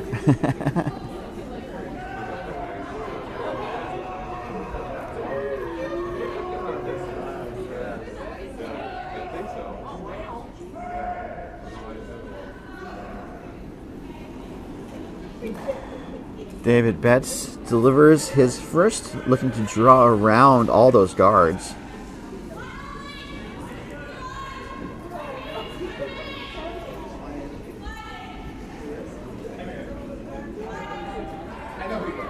And this rock is a mighty fine rock, no. And this is going to go to the back of the rings. Settled in the back 12, as you can see there. This end is being brought to you by our event sponsor, our tournament sponsor, doubletakeout.com. Throughout the competitive curling season, proprietor Ken Pomeroy crunches the numbers from the latest curling tournaments and uses it to compile a ranking of the top men's and women's teams from around the country and around the world at doubletakeout.com. So Seema is looking to draw around the corner guards. Looks pretty good.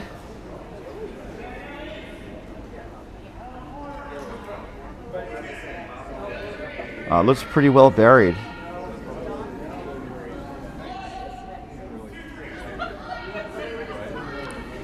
So Raju wants David Betts to follow Seema shots down.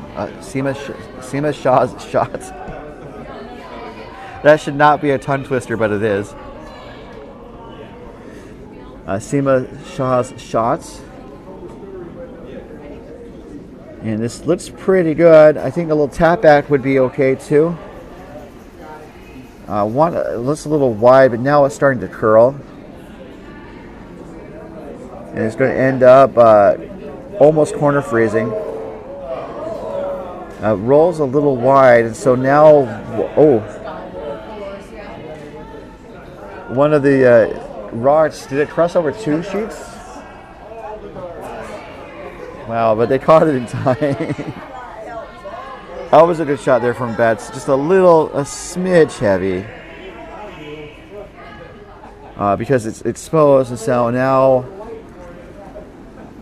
Shaw's going to hopefully just hit it right on the nose and tap it out. The risk is possibly setting up a double. And it looks pretty close. I think they're hoping to tap it back, tap the yellow back and get a little roll. Well, it looks like it's going to hit on the inside of the yellow, taps it back. And so it does create like a jam area. Someone's calling a timeout, but I don't know if... I don't think people in the warm room are allowed to call timeouts.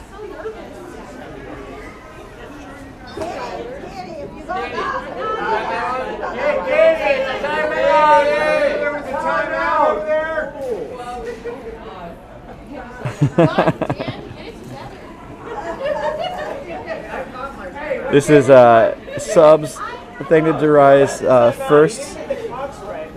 Looking to, I think, make some reds go away with the out-turn takeouts. I think it's going to get, ooh, beauty. The warm room likes it. Let's take a replay and see if you like it too. Looking to, I think, make some reds go away with the out-turn takeouts. I think it's going to get, ooh, beauty. The warm room likes it. Let's. Hopefully you guys liked it too. As we see, Mikhail's first shot head down the way. Walsh needs 2 to tie, 3 to win. So she needs reds in scoring position. So I think asking Mikhail to draw down on top of the yellow, perhaps. This is coming up a little light, and I don't think that's what she wanted.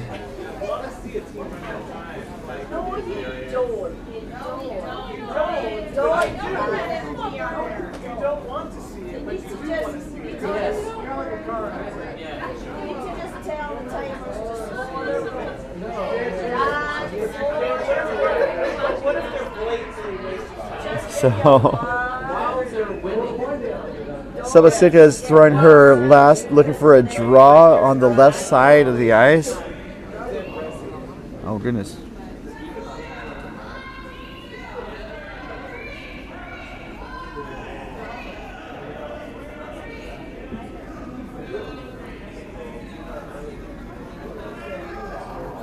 Weight's pretty good. It's going to settle into the top 8 foot. And so now, again, Raju's sitting 4. And Walsh is looking for answers.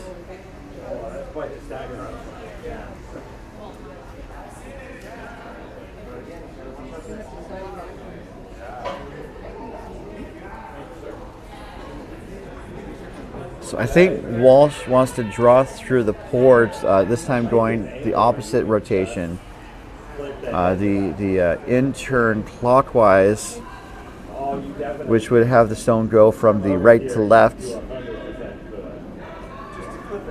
And he's added a bit more weight this time. And let's hope it's more on target.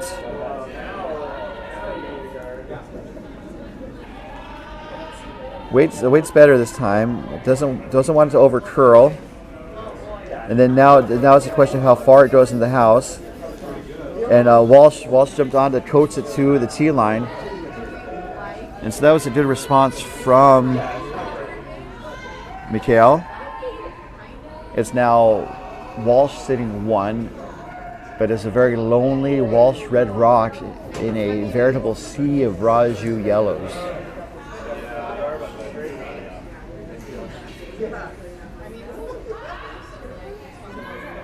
So Raju could try to follow that stone down. Subs is suggesting kind of a board weight or bumper weight hit and roll, which seems to be there. The question is, it might crash on that front yellow guard, and then give Walsh an opportunity to put another rock into play. So this is a crucial shot for Raju, holding on to a 2-point lead here in the 8th end.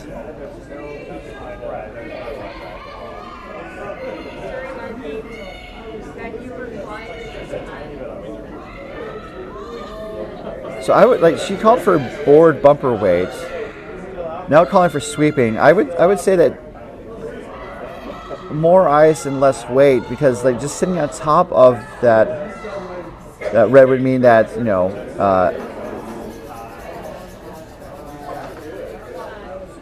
it worked out though, actually, honestly, because you just need to outcount the red and make it next to impossible for Walsh to score 2, but he made the shot, so it's hard to argue with success.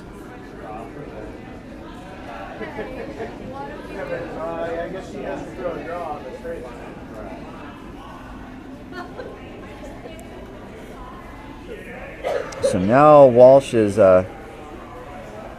facing a puzzle. Taking a look at the time clock, she has over 2.5 minutes to take 2 shots, which should be good. I think she wants to draw through the port and sit in the back. So she's going to try to manufacture what we call like a skipper's deuce, where she scores 2 points and she needs it for the tie. I think the 3 points for the win is not on the table anymore.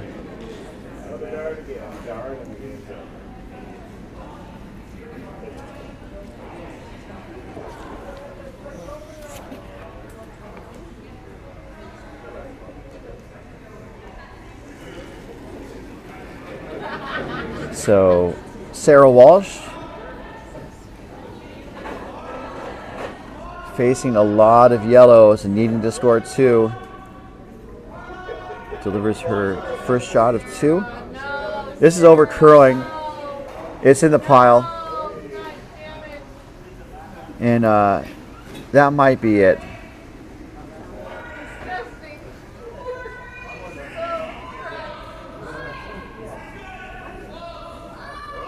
Warm Room was heartbroken at that shot. It just kind of dove to the left from this view out of hand. So Raju's sitting 3.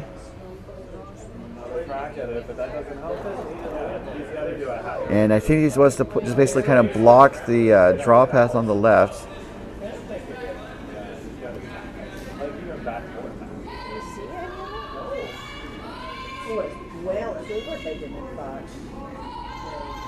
I guess there's a possible shot for 2. And it looks like, so he wasn't going for a guard, he was just looking to get rid of the yellow counter. And that red is gone now. Now you just, I would show you, but the red is gone. Yeah, that's a good shot there from Raju. So I was saying, like, it's almost all but impossible, but there's an odd chance Walsh would need a miracle shot, and she is conceding the game. I was thinking the miracle shot would be to try to run the red onto red and try to spill both into the rings. And she's saying that's not there. So that is the end of the game. And Hugs, these teams are mostly from San Francisco, although some hail from wine country. And it's going to be Team Raju that has punched their tickets to the quarterfinals, the semifinals tomorrow morning. So some of these games are wrapping up right now. One game ended early, and then the 4-5 game also just ended their 8th end. So a lot of games just ended at the very last minute here. And so let me try to catch you up on what happened. So we actually have an extra end on the 4-5 game. So I'm going to move my cameras over. So stay with us, we'll be right back.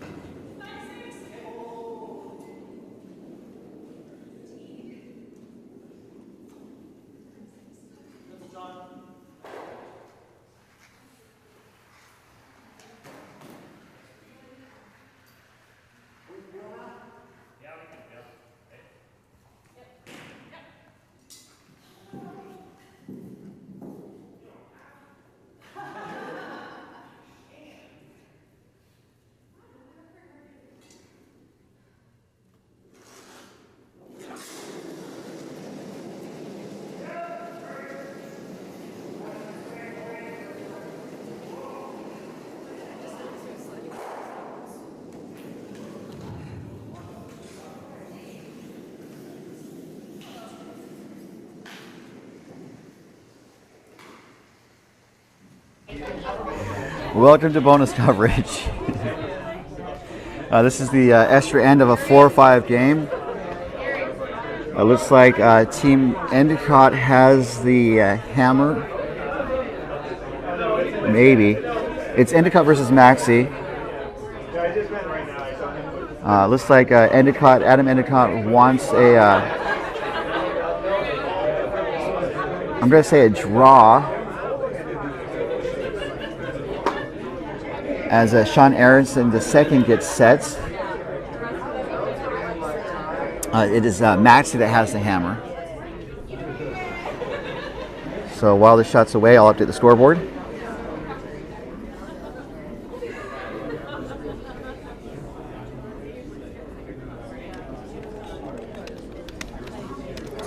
This is the 4-5 game, and it's not a surprise that it came down to an extra end. Endicott versus Maxi.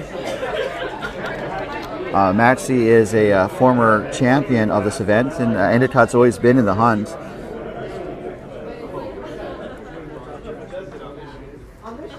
So, curious about where that shot ended up.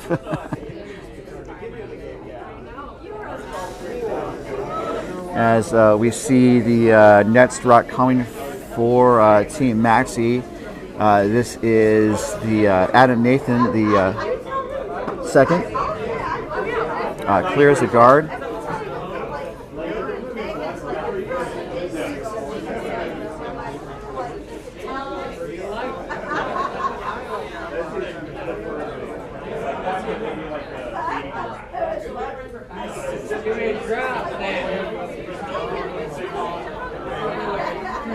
All right, we're up to date on the scoreboard. So Endicott needs to steal to win. Maxi needs to just get a single to advance to tomorrow's semifinal. As Olivia Andre is getting set in the hat. I think she's going to try to pop the red onto the yellows.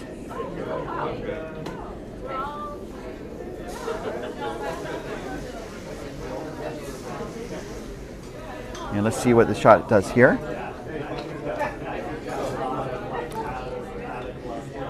Looks like it's going to maybe crash on the red. Opens it up a little bit, so that's interesting to see. I'll be right back.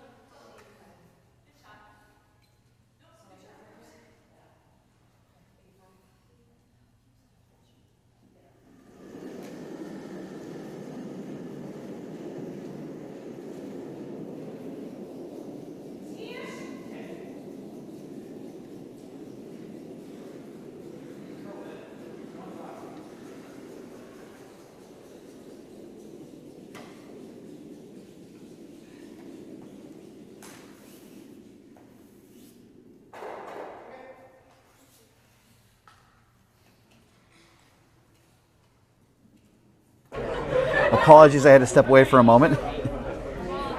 It's still an interesting development. Maxi is sitting 2. but Endicott could have a path into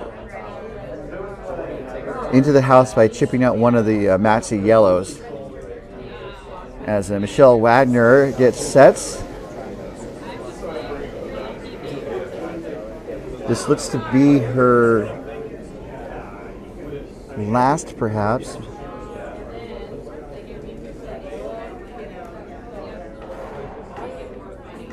It is. Oh, that's an interesting shot there. Has a hit and roll. Endicott calls a timeout. And let's see if we can listen in. I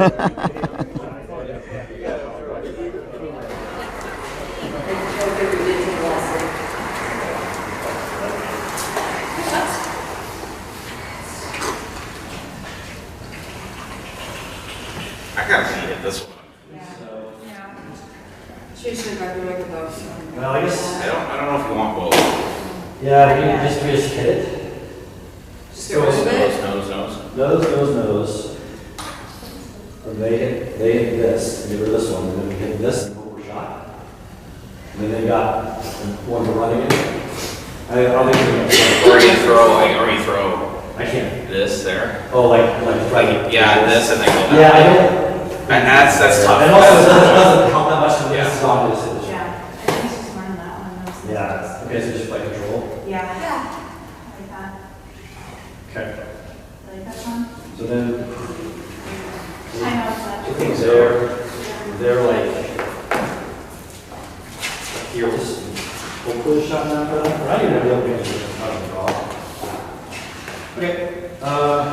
My control just wanted to test right here, right? So like, yeah. Okay.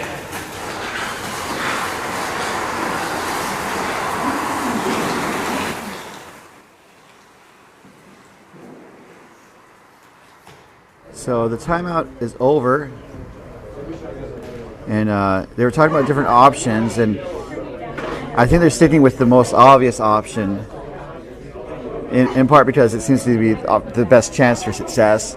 Yellow onto red onto yellow, hopefully be sitting shot, and then also it I think it means that Maxi would have Endicott would have two chances to sit another red at the very end. And let's see where this ends up. It does what they wanted, although it does appear that Maxi is still sitting shots, but just a single. So we are in the extra end. Both teams get extra time and a timeout. It's a new set of time. Honestly, it's not like it's not like added time. It's a new set of minutes and a new timeout. Whatever time or timeouts remaining in regulation do not carry over into this extra end. So it looks like Maxi wants to hit the red out. Use some Visine to get the red out, as it were.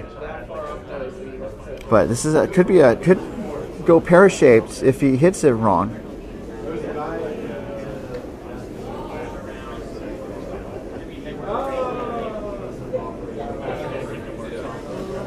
And this looks is hanging out a little bit, and that was kind of the possibility of it going pear-shaped, as it were. So that does mean that Endicott does have a chance to raise one of the reds or hit and roll, but he's running out of time. You can see the back end or the front end is getting the shot ready for their skip. Has 35 seconds to go, but I think it's time well used, and he should get the shot off with plenty of time, as it were. I think looking to hit and roll. This is to sit shot and steal the extra end if he can. 14 seconds remaining on his clock, but he doesn't need those seconds. He's done with this. And this looks pretty good. They're trying to coach it over. Now they're trying to hold it straight. Oh, this is... Ooh. So, I think they went for a plan B there, maybe. I think they wanted like a little bit more weight. And they're looking at it to see who is shot. It looks red from this camera, but they're calling their timeout now because the clock is still ticking while they look it over. And there's a lot of eyeballs in this warm room on this game. You can just hear the excitement level. They're calling their timeout again. Okay, they called their timeout like 10 seconds apparently before the time master realized it. Although Maxie did have a decent amount of time remaining. And so they're just looking to, I think, just double those reds out and make it like for certain who is shot at the end of this game. So Michelle Wagner has the broom down as Fred Maxey gets in the hack. Timeout is going to end in about 5 seconds. And then let's see how much time they have left on the clock. They have 1:07. They're good.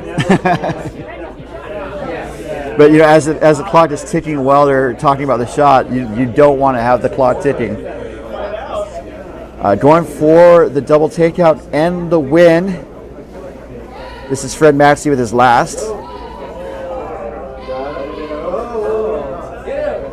It looks close. And it's there. So Maxey gets his 1 point to seal the win and a berth in tomorrow's semifinals. That was a pretty good end, as it were. I mean, if you look at the scoreboard, lots of multiple point ends, starting with the very first end. You got a 2 in the first end, 3 in the second. I think there's only one end where there's a single point score, 2 ends actually. The 5th end, as Maxey stole the 5th end, and they only needed 1 point to win, and that's all she wrote. So tomorrow's playoffs are determined, as it's gotten kind of loud here in this warm room. Advancing to tomorrow's semifinals, you have Team Barajas, Team Raju, Team McDonald, and Team Maxey. All the lower seeds advance. We have the 8th seed, the 6th seed, the 7th seed, and the 5th seed all moving on to the next round. And actually, like, Maxey is the high seed. Just a very interesting outcome. So I don't know if they're going to reseed the teams. We'll let you know on Facebook who is playing whom. But I can let you know right now the game is going to start at around 8:30 tomorrow, 8:25, 8:30. So it's a slightly earlier start than we're used to. And we're going to bring you, I think, the 2-3 game on sheet D, the sheet that we're on. That's 8:30 tomorrow, and then stick around for the championship game at about 12:25 Mountain Time, where we'll see the winners of the semifinals clash for a chance to win their way to the U.S. National Championships being held in Denver in spring. So just before we sign off, a quick reminder of the fact that the 2025 doubletakeout.com MoPac Championships presented by curling.gg is presented by doubletakeout.com, curling.gg, and Endgame Curling. That's going to do it for us. The ice is clear, and we're about to wrap up the night. We hope to see you tomorrow morning at 8:30. But until then, for all of us here at MoPac, Coyotes Curling, and on behalf of all our sponsors, This is your host, Ryan Olson, saying good night and good courage.